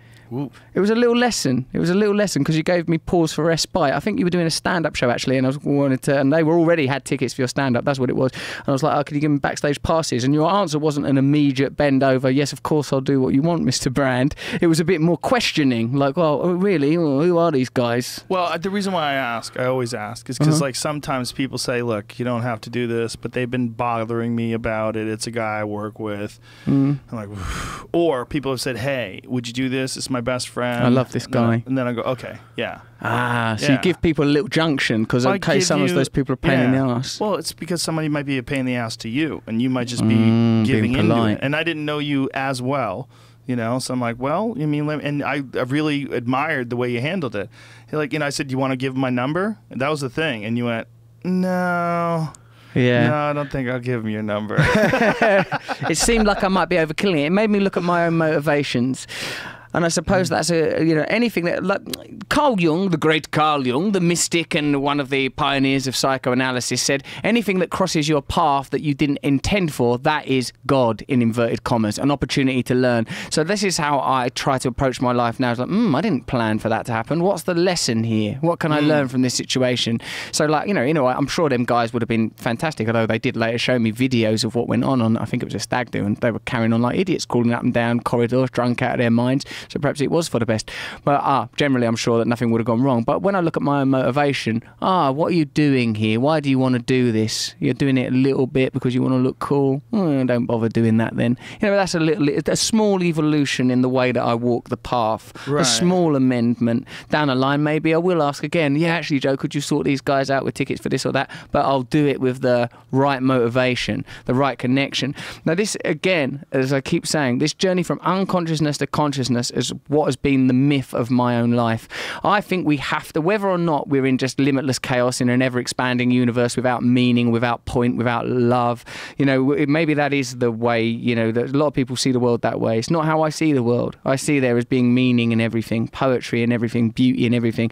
And certainly in my own life, I like to find the story. What am I meant to learn here? What am I meant to do here? What did I learn from being a hedonist? What did I learn from being promiscuous, from being a drug addict? And it all seems to make a kind of sense. It all seems to be guiding me towards something. And that thing does seem to be love, service, kindness, awareness, not trying to manipulate people, not trying to get shit off people all the time. It's a good journey. And I feel like it's sad if people don't get to do their own version of that journey because they're on the cheese grater or because they're pursuing some myth, some code from their childhood that they're not good enough or that they don't deserve to be happy or they can't achieve anything. Whatever rung they're caught on, whether it's the rung of booze or drugs, or the rung of staring at social media the whole time, or the rung of hatred of others, or the rung of being caught in bad relationships and a crap job. For me, I think that we can accelerate that evolution. I think that there are codes that can slip through in the same way that an Amazon can spring up in 15 years and be this great economic monolith.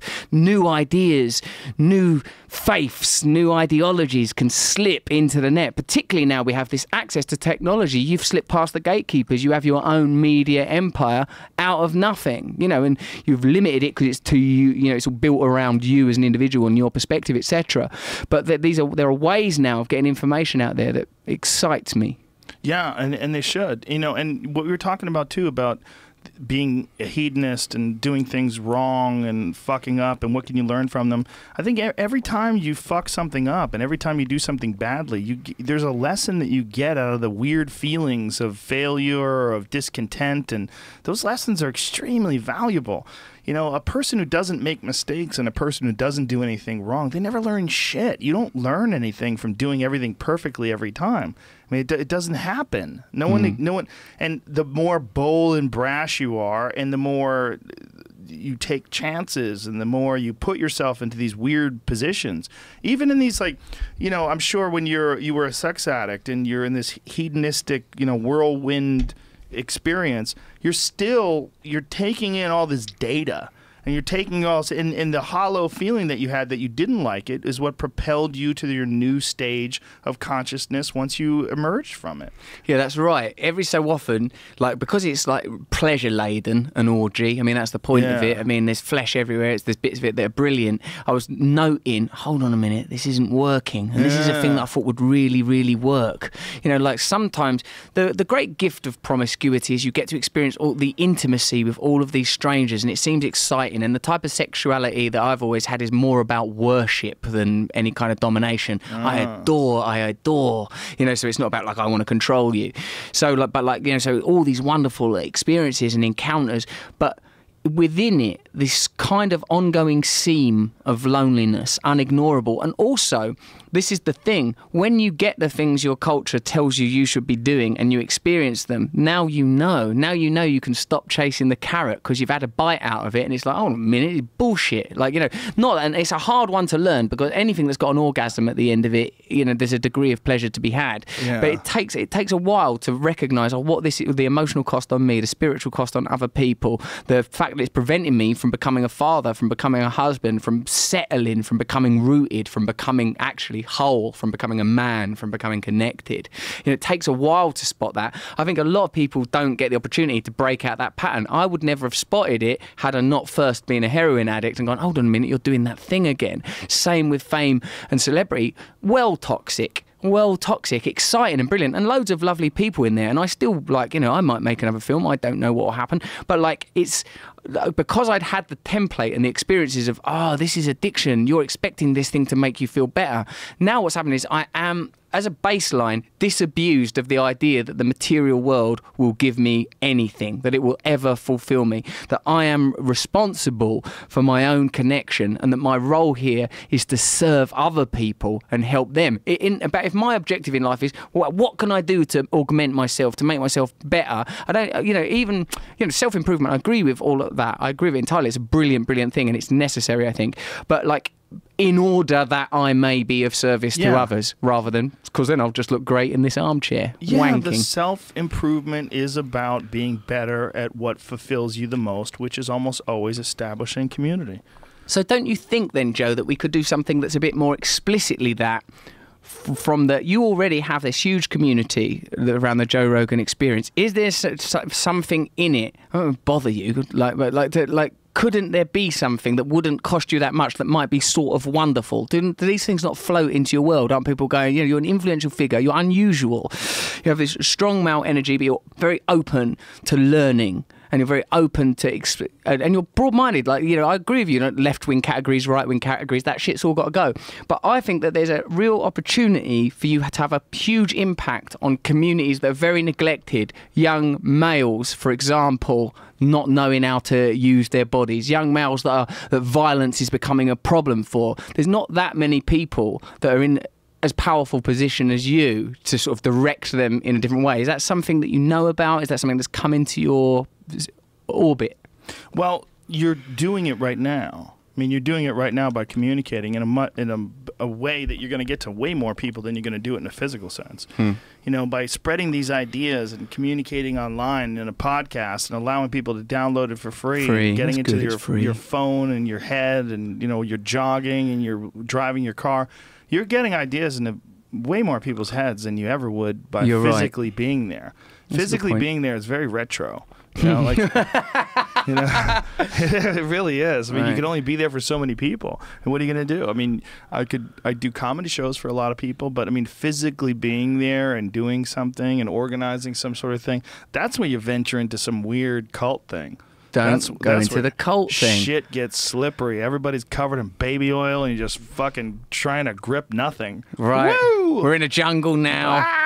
Blood everywhere. Mass suicides. No, you're right. Yeah, maybe you're right, Joe, but I think it's an interesting thing to observe. I do think that's right, and I do meet a lot of people in England like that go, yeah, I heard you on Joe Rogan, or I listen to Joe Rogan. People talk about it, and it's interesting because it's a different, like, it's accessing information that people would not otherwise. People come for the fight stuff or come for the entertainers, but then they're getting, you know, hit with Graham Hancock or some neurologist or whatever that you're getting, or some behaviouralist or whatever. Yeah. It's a good thing. Well, I think the wide variety of guests is very important too. For me personally, because otherwise I'd get bored. If I only talk to comedians or only talk to MMA fighters or whatever, or even only talk to scientists, I'd get bored. You know, I like talking to a bunch of different people. You know, I mean, I didn't plan any of this, so the way that sort of unfolded is been pretty organic, to use an overused word. Tell me, please, just briefly, is there something about the phenomena of Conor McGregor that is unique? What is it that is happening? What has happened with him? What does he mean? What does he mean into UFC? What happens to him now that post-Mayweather fight? What is he an example of? Is he a sort of an outlier, a pioneer? How will he be regarded? What does he represent? Is he an entertainment product? Is he a great athlete? Is he a combination of all those things? What does he mean for the sport of UFC? And what do you think will happen in mixed martial arts and boxing? Do you think we'll see more of those kind of events? Well, you're never going to see another one like him, right? Because he's a unique person. He's literally being himself. You're going to see a bunch of people try to mimic that.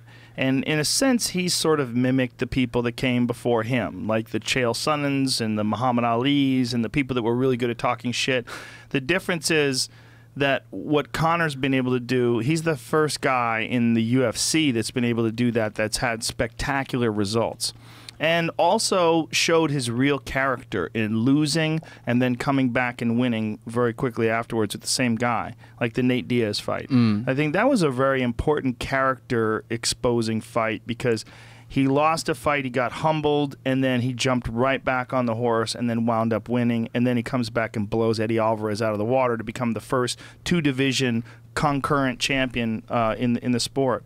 I think he's a unique guy in a very it's almost like we don't have a word strong enough. Unique is not really a strong enough word. So it is founded on ability in a very basic way. He's got brilliant ability. Brilliant ability. Massive. He's incredibly smart and he's very innovative in his techniques and his approaches. And I think he has phenomenal coaching as well. All that animal movement stuff. Yeah. What the fuck is that walk? Well, he's just getting... What is that? That thing that he does where he throws his it's arms amazing. Who does silly. That? What does it mean? It doesn't mean anything. It blows my mind. Loose. I've started doing it. Peacocking on my own. Too. I do it when I come out on stage sometimes. It's such an amazing thing to do with the body. Yeah. Peacocking, you say. Peacocking. Because it looks like, oh my God, this guy's fucking out there. Look what he's doing. He's letting the other guy know that he's so loose he can kind of strut with his arms like rubber bands flopping around. But, I mean, he's a combination of a lot of things. He has a brilliant team. John Kavanaugh, his coach, is a brilliant coach. He's got, you know, amazing jiu-jitsu coaching and striking coaching in his mind. He understands how to apply these things. And his ability to perform under pressure is fantastic. You saw that in the Mayweather fight. I mean, even though he lost that fight, he hit Mayweather with some pretty good shots. and he won the first 3 rounds against the greatest boxer of all time. So that's extraordinary. Extraordinary. I mean, you can say easily that Mayweather was taking those rounds off, and I agree he was. And you could say that Mayweather was bringing him to deep water because he knew he would exhaust him, because he didn't give him enough time to train for it, because he really only gave him 2 months. It was very brilliant on Mayweather's part. He knew that he wouldn't be efficient, he would tire. All those kinetic, big, explosive movements that Conor likes to do, they're very taxing. And he knew that he was not going to have the efficiency to go 12 hard rounds with a master defensive fighter like Mayweather. And Mayweather was right. But he didn't want to get hit with that uppercut that he got cracked with in the first round. He didn't want to like, you know, Conor's movement was very unusual. It took Floyd a while to decipher it. It would have been way better for him if he just blew Conor out of the water from 1 round on and just completely outclassed him. But he didn't. And one of the reasons why he didn't is because Conor's an extraordinary person. He has greatness. Yes, he has greatness. I mean, he didn't really have the proper opportunity in only being able to prepare for 2 months and only having this one professional boxing match. There was a lot of things stacked against him. And yet I feel, although he clearly lost, he performed admirably. I don't think it hurts his stock in any way. I think it elevates him. And I think his next fight in the UFC, whoever it will be probably the biggest fight in UFC history, if they can do it correctly, depending upon who it is, especially if it's Nate Diaz, because Nate Diaz is a huge name. And if Nate Diaz and him decide to do it one more time, I think that would be the biggest fight ever in the history of the sport, because I think Conor has eclipsed the sport largely. You know, and maybe for now, maybe someone else will come along in the next year or two that does it. I mean, look, Conor's only been around for a few years. I tweeted to him in 2013 or 14, I forget what it was, when he had won a big fight in the UK. And I said, you know, congratulations on an amazing performance. I really hope to see you in the UFC someday. That was like 4 years ago. Oh, my God. At the most. So in 4 years, he's gone from being this unknown fighter that only like the really hardcore fanatics like myself knew about, to him being this worldwide phenomena. He's the biggest combat sport athlete, not just of today, ever. There's no one like him. No one like him. No one that has the kind of popularity that he has. I mean, this fucking guy has thousands and thousands of people fly from Ireland to Vegas every time he fights. The weigh-ins, it seems like you're in Dublin. I mean, it's fucking crazy, man. When you look out, when I interview him at the weigh-ins in the UFC in Vegas, you look out, you see nothing but Irish flags. You see people screaming and cheering and singing. Mandalay Bay during the fucking Floyd Mayweather fight, which is not even the venue where the fight was being held. Mandalay Bay was packed bumper to bumper with Irishmen walking down the hallway, cheering and singing songs in sync. It was insane. Brilliant. I mean, there's no one like him in that regard. So first of all, you have to have the greatness. Like, without the greatness, who gives a fuck? It's just another person. Like Dennis Hopper said about Van Gogh, you know, like, you know, who gives a fuck if you cut your ear off if your paintings are shit? Right, you know, like, you know, paintings have got to be good. Yes. So his game is good. But then, like, there are often great geniuses in sport. But to have that, like you say, he used like the romantic ideas of Ireland and his own Irishness. That became an important part of his perception. But it's obviously resonating in a very, very powerful way to have that kind of devotion. Well, Ireland's very important. Ireland's a very important part of the equation as well, because their appreciation and love and support of him is unprecedented. I mean, I've seen Brazilian fans that love Jose Aldo, and I've seen Brazilian fans that love Anderson Silva, and, you know, they're worshipped by their countrymen, but it pales in comparison to the amount of love that Conor McGregor gets. I understand. Their myth aligns with his myth. The myth of the Irish people as being oppressed by British colonialism and having to fight for their freedom. It resonates with what this man represents. And perhaps this is always what happens with figures of greatness, whether it's within the realm of sport or within the realm of politics. Temporarily, a person sort of captures a particular mood, a particular energy. And this is what I think, again, is to do with unconsciousness. I don't think people are aware of these kind of feelings. I think it's stimulated on a level that's not about thought. This is one of the things I'm very interested in. What lies beyond the rational? You know, what lies? You know, we can equate, we can work out, we can judge, but there seems to be some ingredient, even in Conor McGregor, that you can't quite pin down. Yes, there's the greatness as a boxer. Yes, the Irish people. You know, but there's also some flavour is being caught. I wonder if you can ever preempt or understand these things. I wonder if you can ever drill down. But like the sort of the work of of Joseph Campbell, the work of Carl Jung, the work of these people that say, oh, there are unconscious archetypes, there are unconscious themes, there are stories that are running below the surface, patterns, coordinates that can be connected to. Some people, well, notably the profession of marketing, know how to harness these energies. If you have enough people feeling they're not good enough, they will spend money trying to feel better, whether it's the purchase of a car or a coffee or whatever it is. One of the key ingredients is make people feel not good enough. If you can harness and redirect people's sexual energy so that their sexual energy is directed at products and consumerism, then you will sell your product. But for me, it seems like such a shame to waste this force, to waste this knowledge, to waste this energy just to turn people into consumers, just to turn everything on this planet into a commodity, when what we could be doing is using this energy to imagine new worlds, to imagine new systems, to use our greatness, to, I don't know, Joe, love one another, to create new tribes. I mean, I don't know if you tied a lot of things together there. It was good, wasn't it? It was pretty good rant. That coffee's really kicked in, actually. That's caveman coffee. No joke, man. It's serious. I think I could do another one. I think I can fucking handle it. Really? It's 250 milligrams. I'll mainline this shit. I'll pour it in my eye.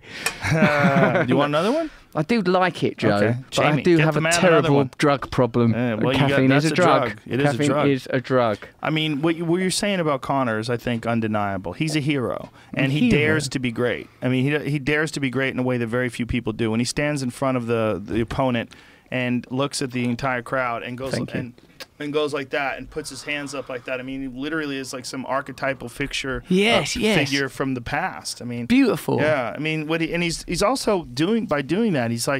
He's letting the opponent realize, like, you're in there with greatness. You're in there with someone who's incredibly comfortable in the moment and someone who truly believes that he's great. And the results that he's had, like, you can't deny that they have a factor in his future success and in the way people love him. The way he knocked out Aldo with one punch to win the title. I mean, this giant buildup over this long period of time, and then he just fucking starches him with one shot, 13 seconds of the fight. And the deafening roar of the Irish in that arena when that happened was fucking insane. He's like a hero, like a mythical creature.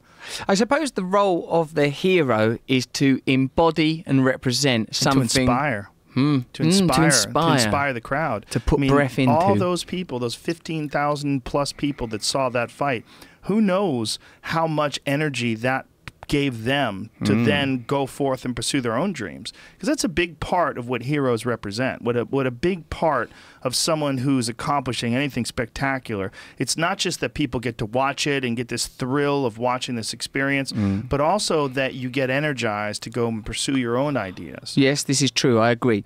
But I think an integral component of the mythic figure of the hero is sacrifice. Not fucking like, I'm in no position to bloody well judge Conor McGregor on any stage from any angle, because people that are brave enough to do that is fucking unbelievable.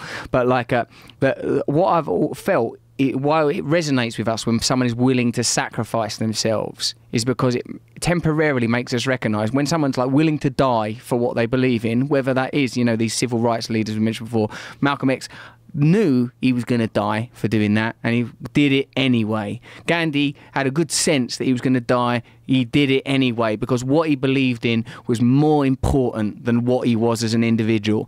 And I think that when that happens, it reminds us, there's something, like you say, inspire. It puts breath into us. It reminds us we have the capacity for greatness, and we are not just contained by our body. We are these streams of energy. In that moment, perhaps there is no disconnection between Conor McGregor and that crowd. There is a oneness, a purpose in that single punching for all of them in that moment. The only thing that saddens me is that it is ultimately, maybe not ultimately, but at least seemingly housed by an economic idea. That's the ultimate thing that prisons it, that sort of contains it. Do you know what I mean?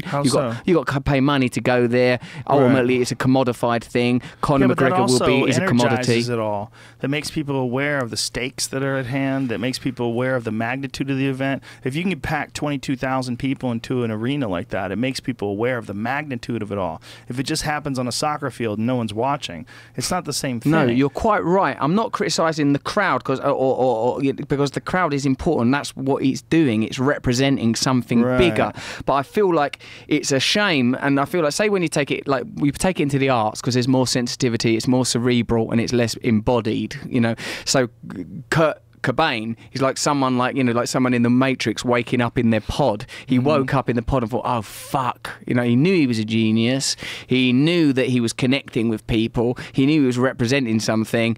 And, you know, also he was mentally ill and a drug addict, and he killed himself. But I think that there is a sort of a comparison there, that he knew that he was becoming commodified. He was being reduced to a commodity. He woke up in the pod and thought, oh, fuck, all of these things that are coming from my heart, this truth, isolation, alienation, the kind of things that he was singing about, that in itself became a product. The machine can handle it. The machine can take people talking about that, connecting to people's deepest fears of inadequacy and worthlessness, and it can turn that into a product and sell them back to them. I think you're getting caught up in money as always being a negative. And I think Connor has actually embraced the money as a part of the narrative. And I think, you know, another person who's done that without bragging about that is Manny Pacquiao.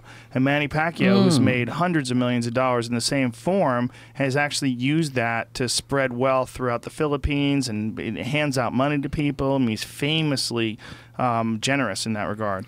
And I think what Connor's done is it's part of his hero mythology. Is he's sitting on a throne on a pile of gold. It's really a part of it all. Yeah, he is a king. Yeah. He is a hero. Now, it's part of the story. I'm not criticizing him as an individual and saying Conor McGregor should do this. You're criticizing the money. Yes, but I'm criticizing the money is a part of the story.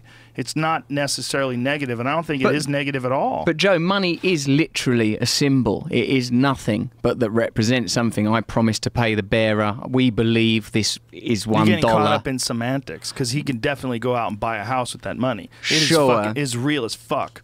Like, he can go out and buy mansions and cars. It's real as fuck. The idea that it represents, like, I promise to give you this. Yes, it's a promissory note, but it's fucking real. You know, he has all that. He has $100 million. It is a part of the story. He is sitting on a throne on a pile of gold. He does have a crown. He has a crown on his fucking neck. I mean, it's real. And sure. I'm not like I don't see Conor McGregor as the terminus of this point. I see this as an opportunity to critique what the culture is telling us and what the culture is doing to us there. You know, I understand that, you know, with money you can acquire goods and services, but what I'm saying is that our ultimate system for evaluating worth has become about commodities instead of perhaps about beauty or about love. Not like, you know, I'm not saying that Conor McGregor should give away all his money and start marching around and be the new Jesus of Ireland, although that would be fucking fascinating to watch unfold. I'm saying that isn't it question, is it not a little unfortunate that greatness is ultimately given to us as a product, that is how it is received, that's how it's understood? Is it possible that there will be other ways of demonstrating greatness, as he does, you know, when he's fighting, or as Kurt Cobain did when he was playing, but ultimately the dominant thing, the dominant puppeteer, the thing pulling the strings is the dollar? I don't think it is. I think it's a part of the story, much like, you know, your clothes are a part of, you know, what you look like. I don't think it's the dominant thing. I think it's a big part of how you sell it. Like, this is going to be the biggest fight ever. He's going to make, you know, X million dollars. And the way, but Conor uses it as a part of his narrative while he drives around in a, you know, drop-top Bentley, and he's, you know, he's got beautiful watches and suits that say "fuck you" and pinstriping. I mean, it's part of what he's done by creating this incredible mythology. I mean, I don't think it's necessarily in any way, shape, or form negative. I think it's a part of the story. Say with hip-hop, right? This is possibly a similar way of looking at the same idea. And this isn't something I know the answer to, do you know what I mean, Joe? I'm not like going, oh, I've worked this thing out and I want to teach you it. I'm like going, I'm trying to fucking work it out myself. Say with hip-hop. Right. Hip-hop first, when it comes out as this angry roar of not oppressed really. people. Originally, it came out as like a happy rhyme. A hip hop, a hibbit to the hibbity, hip hop, a dibbity beat, don't stop. All right, there's a jolly bit with African Bambaataa at the beginning, and then like it becomes a social tool. Yeah, Sugar Hill and Bambaataa, and yes, early hip hop pioneers. And then we go through the sort of the phase of, yeah, you're right. It goes through the early part of it, jolly and jaunty. I like gangster rap. Gangster rap, LA terrifying sort of like anger of we are going to have a voice straight out of Compton, amazing.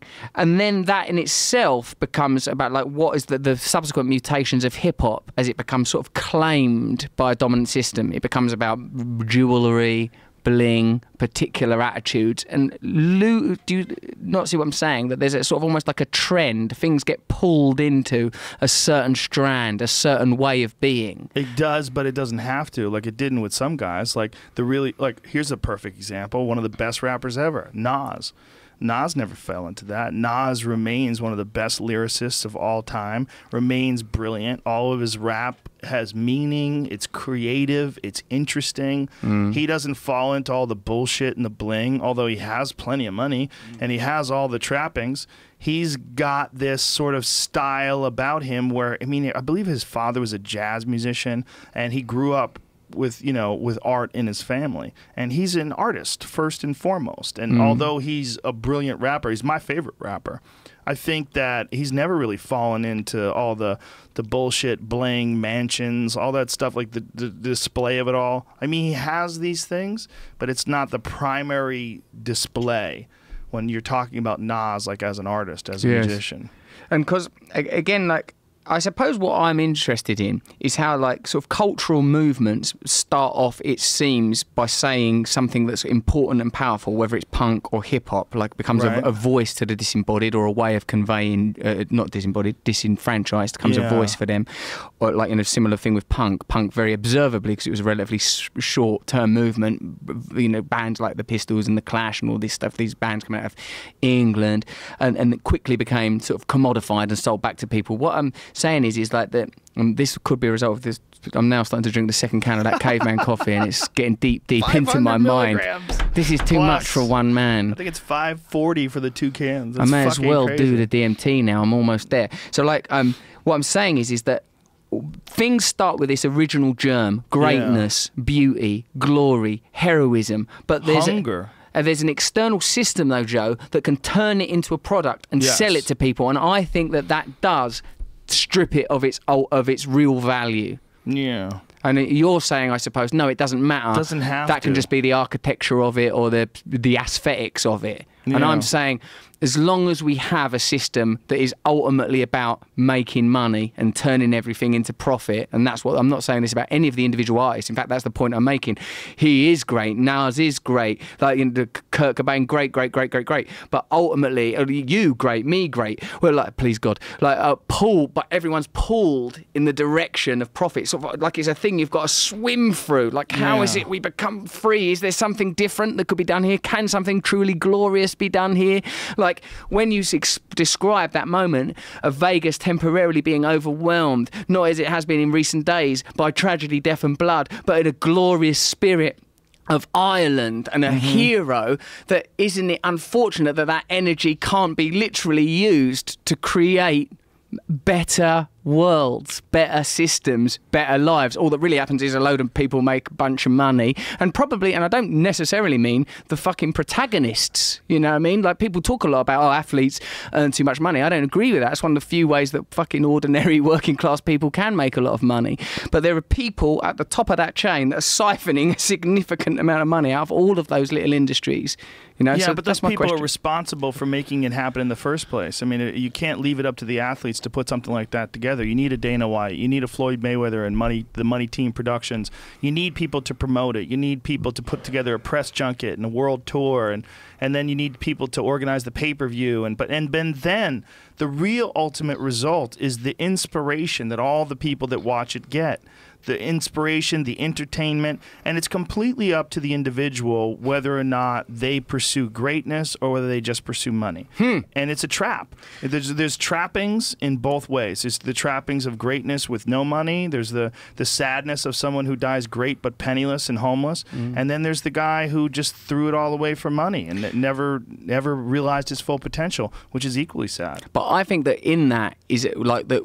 We are showing a particular aspect of our own conditioning there in believing in the myth of the individual, that the individual will always triumph. That if you have greatness, you know, but like, no, you did say like the great person that dies penniless. You know, it's a kind of a shame that we don't create benevolent systems that are helpful to the vulnerable. Right, but you're talking about sport. right? If you're talking about And sport, everything. it is completely, I mean, look, there has to be some sort of a support team behind the individual, but it's completely dependent upon the individual. If you don't have John Kavanaugh, you don't have the Straight Blast Gym, you don't have Ido Portal and Dylan Dennis and all the different people that train Conor, you don't have Conor. But if you have all those things, it's entirely dependent upon the one individual that takes that knowledge and goes in there and performs. That's what's so scary about it, and that's what's so rewarding to people that watch it, because they know it's so dangerous. It's so crazy. It's so fraught with peril to be the one that so much lies upon. Yeah. The one, the weight on his shoulders is massive, and that's one of the most substantial things and the most impressive things about Conor is the way he handles the weight of the pressure. That he goes in there and does this in the giant big moment. That he stands there in front of everybody and throws his arms out like he's the king. And everybody goes fucking crazy. That is glorious. Yes, it's that glorious. Is glorious. It has nothing to do with money. It seems like it does, but money is a part of it all. It's greatness. Greatness is the thing. The money is a side effect of greatness. That shit, when he does that. I don't mean him. I mean, come on, man. It's beautiful. And now, I'm not, hold on a minute. I want to get this out because I don't ever want Conor McGregor to listen to this and think like that Falk and Russell Brand's criticising me if I ever see him. I'm going to elbow his head off. Like fucking shoulders on that son of a bitch. My point is, especially that left. No wonder why he knocks people dead. Look at that. The fucking left is shoulder. a bit bigger. Woo! Well, it's hard to tell from the angle, but it's big. I suppose so. He fucks people up with that left hand, boy. Woo! But this is not a critique of any individual. This is I'm trying to understand how systems work. That's what I'm trying to understand. And I'm suggesting that there are fairer ways of doing things. Even then, but when let you me say said... this. The system doesn't mean jack shit if someone can't rise. This guy is different. Okay, the system exists all day long, 24/7, 365. The system's going on this weekend in Vegas.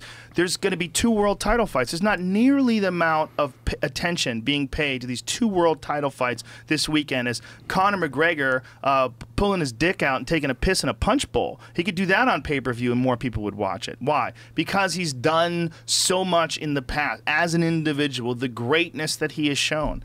It's more than just money. It's more than just the system. The system exists. It's a matter of one person figuring out the frequency that this system operates on and showing this unbelievable performance inside that system. That's the individual, and that individual is, when you talk about his past, when he was working as a construction worker or as a plumber or some shit, and he'd done some amateur boxing and some MMA fights. He was a regular guy. He grew up in a working class neighborhood. He wasn't rich. There was nothing substantial about him. Even his own parents say they never thought that he was going to be this guy. Yeah. He figured out a way through it. He wasn't born the king. He wasn't some person who, for whatever reason was gifted with this existence. He worked his way through it, figured it out, and once he got to the greatest stage in the world, when the pressure was at its highest, he shone like the brightest star in the universe. And that's what's so exciting about him. Yes, I think he is beautiful and fascinating. But my question is about commodification. You're a fucking money freak. You're freaked out about money. I'm not freaked out about it. Now hold on, but when you say something, you take a lot of DMT, right? Or not take it? No, I take a lot. I've taken it a few. I've taken it nine times. When you have them experiences, what does it? When you come back from it, what is it that you feel about the way that systems are organised? Do you come back from it quite fatalistic, like, oh yeah, that's just the way the world is, or do you think, hold on a minute, it's fucking mental? There's so much stuff going on. Things could be different. Well, I don't think about it the way that you think about it. I don't think about these systems. I think you spend a lot of time thinking about the elites and the 1% and the systems. I don't think about that stuff very much. Nor do I actually. I think mostly about what I'm interested in is God and oneness. And I think that greatness is a representation of God. I think that what is coming through Conor McGregor or Kurt Cobain or Jimi Hendrix or Dorothy Parker is some kind of beauty that person is the perfect vessel for. Yeah. That's what iconography is, the realization of greatness or the realization of God, in inverted commas, given this is the age Jimi that we live in. Hendrix singing playing the Star-Spangled Banner at Woodstock. Unbelievable. Yeah, Here is some moment that pulls us all together. Now, what my curiosity is about DMT is that does DMT make you experience that oneness or that loss of self in a way that's kind of religious or spiritual? What does it do to your head? Intense loss of self. I mean, as intense as anything Well, not even. I shouldn't say as. There's no comparison. I shouldn't say as intense as anything, because there's not a word that I could say that's going to come out of my mouth that's going to do it justice. The words haven't been invented. They don't exist, because it does. All words that we have created, they represent things that we can reference in the material world. Yes. When you have a DMT experience, you're literally having a conversation with God. You're experiencing something that's everything, and something that's infinitely powerful and infinitely wise. The way I've described it is like you're seeing this insane, infinite world of complex geometric patterns that are made out of love and understanding. Right. But Fucking hell. There's so these things patterns, in there. They're made out of, there's entities, There's Unbelievable. something in there that knows you. And I don't know if it's you that knows you. It's like you that gets free of all your bullshit. I bet them separations dissolve. My suspicion is that there is no subject object. There is only oneness. Now you yourself just said starts to feel like it's about loving and oneness, Joe.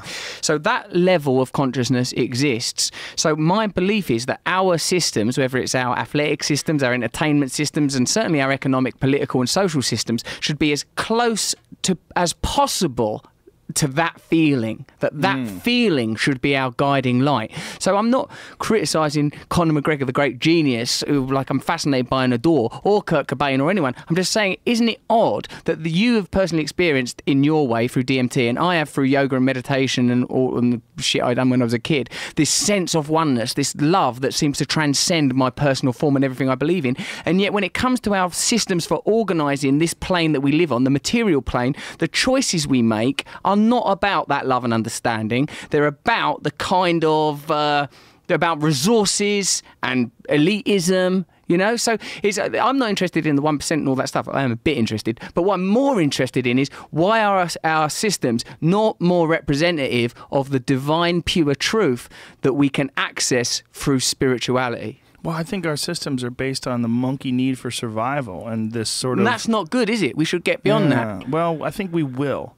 But I think it takes a long fucking time, just like we were talking about before. I mean, unless you want to get the world to do DMT tomorrow.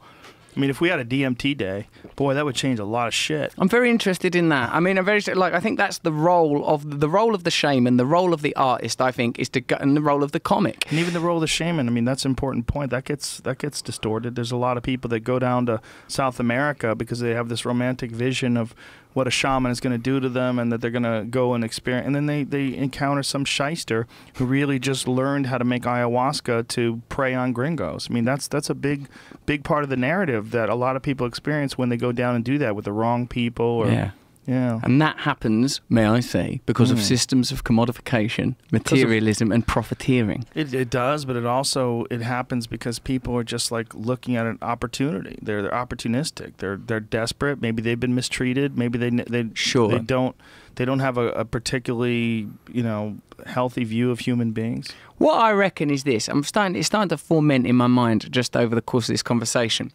It's like you said earlier. There's the potential for good and the potential for bad in all of us. Sure. But I see our culture as a magnet, and the magnet is pulling out the worst stuff. And what I think is it would be possible to have a magnet that was pulling out the best stuff. But it has some of the best stuff too, like what happened in Houston. Okay, they have this giant hurricane that comes down in Houston. My friend John Dudley went down there and brought supplies and was feeding people and organized a bunch of other people to help and do the same thing. And there was a ton of people that were doing the same. Ton of people that were donating their time and their money, and they were using their boats to help get people out of their homes. And there's a video that I saw that was an amazing video. These two guys talking after they didn't even know each other, and they were being interviewed, and they were saying that the love that they experienced helping all these people, pulling them out of the wreckage of this horrible natural disaster, that it was like nothing they'd ever felt. That this love was amazing. That all these people were being completely altruistic. They were being completely generous and just helping. And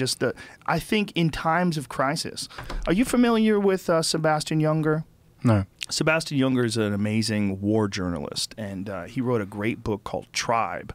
And his book is essentially all about how human beings really only feel at their best and their happiest when they're coming together to overcome something.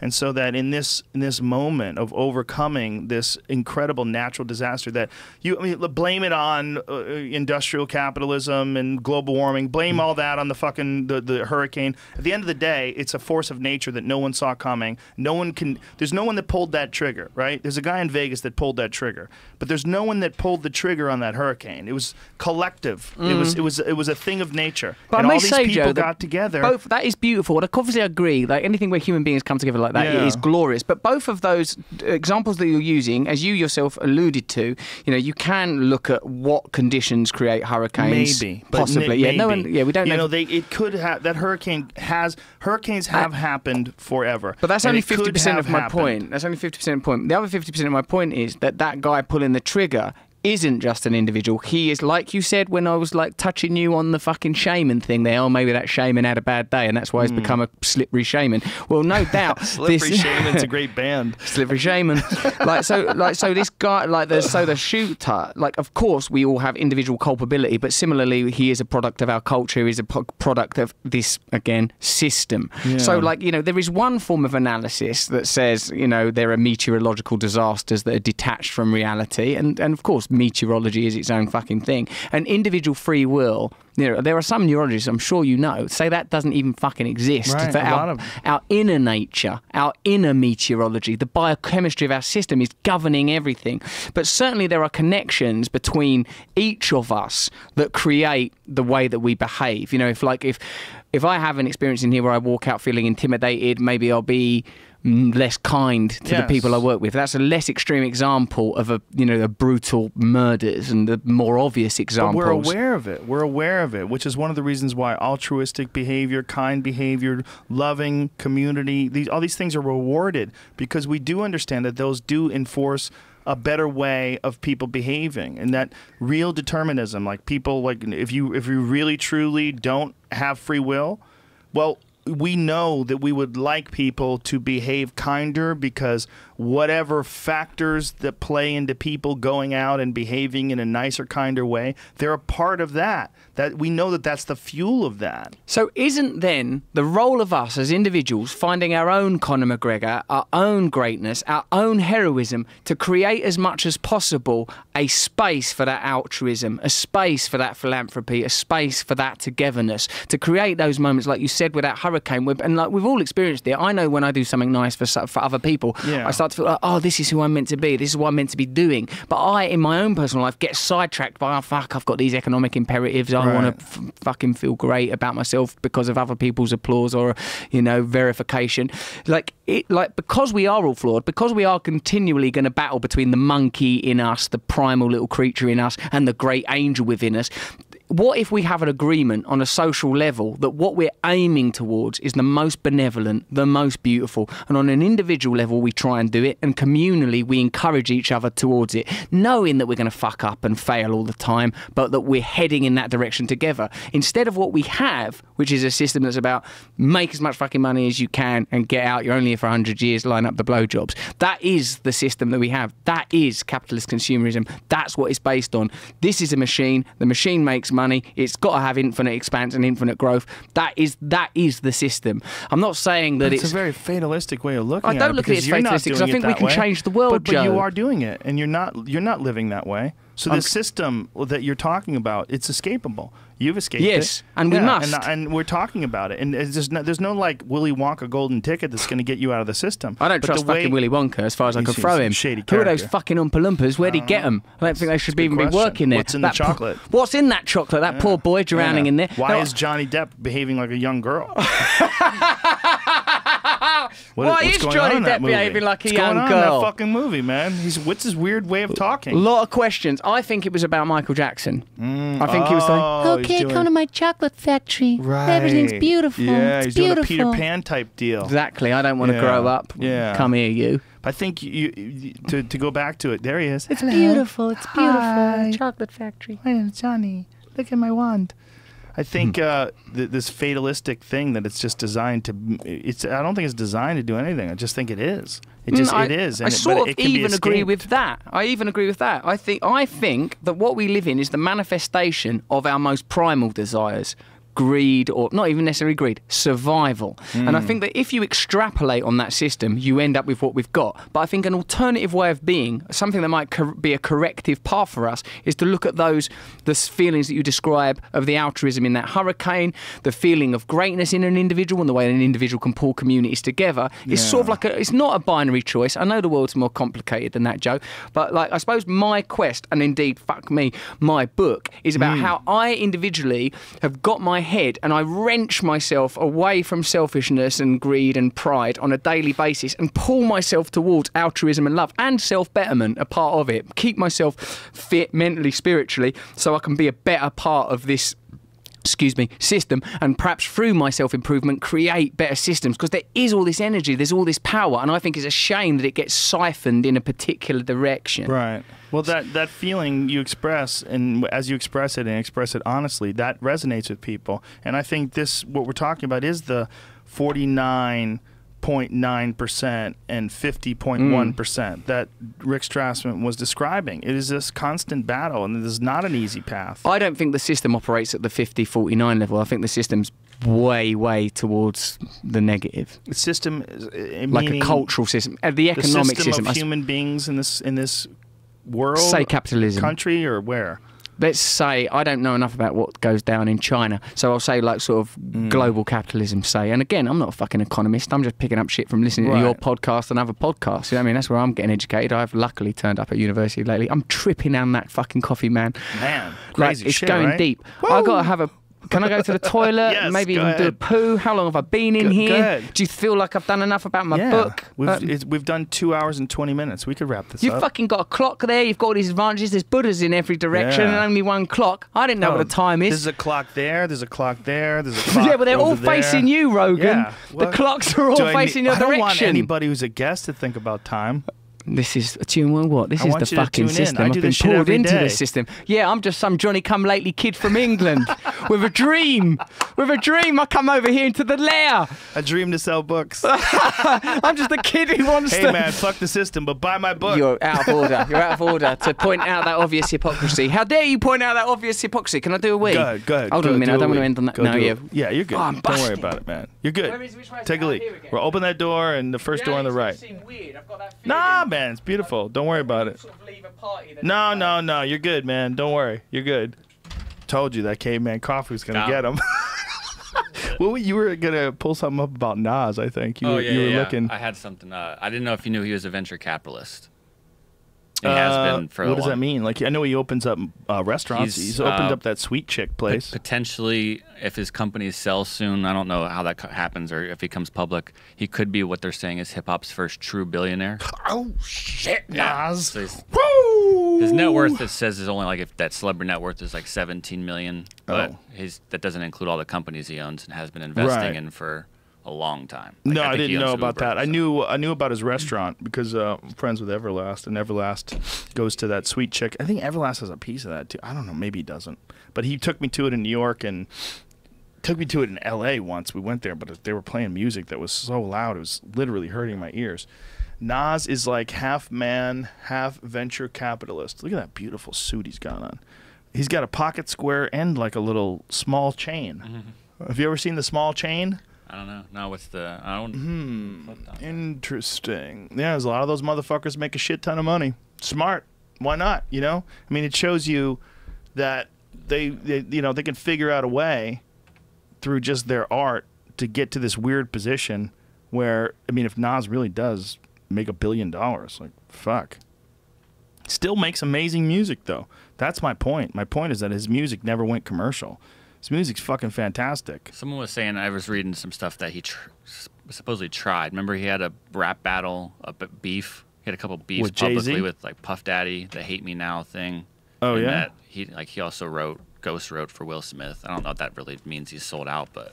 That's not selling out. Yeah. That's just writing for a friend. But the rap battles, I think, is more just ego thing. Someone talks shit about him, he talks shit about them. Yeah. You know? You all right, brother? You all right? Yeah, you got to copy your book. You're not fucking around. You brought a copy back now. You want to show everybody. Here, give it to me. I'll hold it up so you don't feel bad. I'll be like Vanna White. Joe Rogan. I'm on the Joe Rogan experience. Freedom from our addictions. Russell Brand, ladies and gentlemen. Let's wrap this thing up, man. What are you talking about? I mean, that's 2 hours and 20 minutes. Fuck yeah. It's good. It's beautiful. You kicked it into the fucking orbit. I did change the bit that I wrote about you, as a matter of fact, because I didn't know you wrote about me in there. Yeah, oh yeah. Now you're fucking interested. Oh man, I'm feeling good. Excited. It was slightly because what it was. I realised I asked them to put in the word seemingly because I thought that I'd been too reductive about you, and you know me. Like this is about like I'm having this experience like where I'm sort of like this is part of the book is about trying to explain how in the addict's mind you're trapped in this constant cyclone of self-obsessive thought, and the outside world seems somehow sort of distant you and you can't connect to it, right? So as well as explain how to go through the steps, I talk through like this is what it's like to be in my fucking head. So I'm like, this is me out of my dog, and my dog causes all these problems all the time, and I run into these people. And I say, all I know, like, you know, and I run into them and I don't want to go and talk to them because I feel sort of self-conscious because they look kind of like cool. And I think, oh no, I've got to go over there and talk to these people. I'm going to feel inadequate. All I know is how I feel. And that's all I'll ever know unless I can learn a new system for being. Bill, this guy, comes over and says hello while I stand now on the goose shit. We're on this sort of riverbank, vaguely embarrassed by Bear, my dog.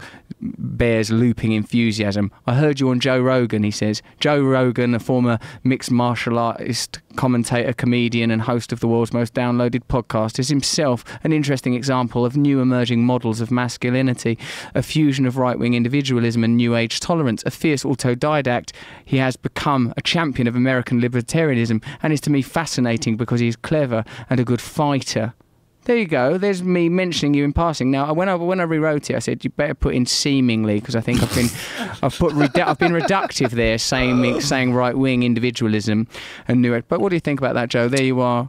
Yeah, I don't know how much right wing I have in me. I'm more libertarian than anything. Libertarian, yeah. But the right wing stuff is probably if you talk to a real right winger, they'd go, "What the fuck are you talking about?" Yeah, I think you're right. I mean, I think like libertarianism would have sort of covered it better, but this was written at a point where I hadn't listened to as much stuff, so I've changed it. Listen, man, you can come on here anytime you want. I love talking to you. You're awesome. Do you think so? We have a great time. We do have a great time, don't we? I'm looking forward to coming back to your new studio that sounds like your own version of a Willy Wonka podcast land. It's gonna be crazy. I thought the thing is, you know, like this is why I don't take drugs, is because I've drunk quite a lot of caffeine there, and I'm sort of slightly scared of going back to like my normal life, you know, like parachuting back into that. But I've got I've got a baby. Right yeah. Woo! Done a Russell lot of work. Brand, ladies and gentlemen. Joe Rogan. Go buy the book. Download your podcast. What is it called? Yeah, Under the Skin with Russell Brand. Under the Skin with Russell Brand. Goodbye, everybody.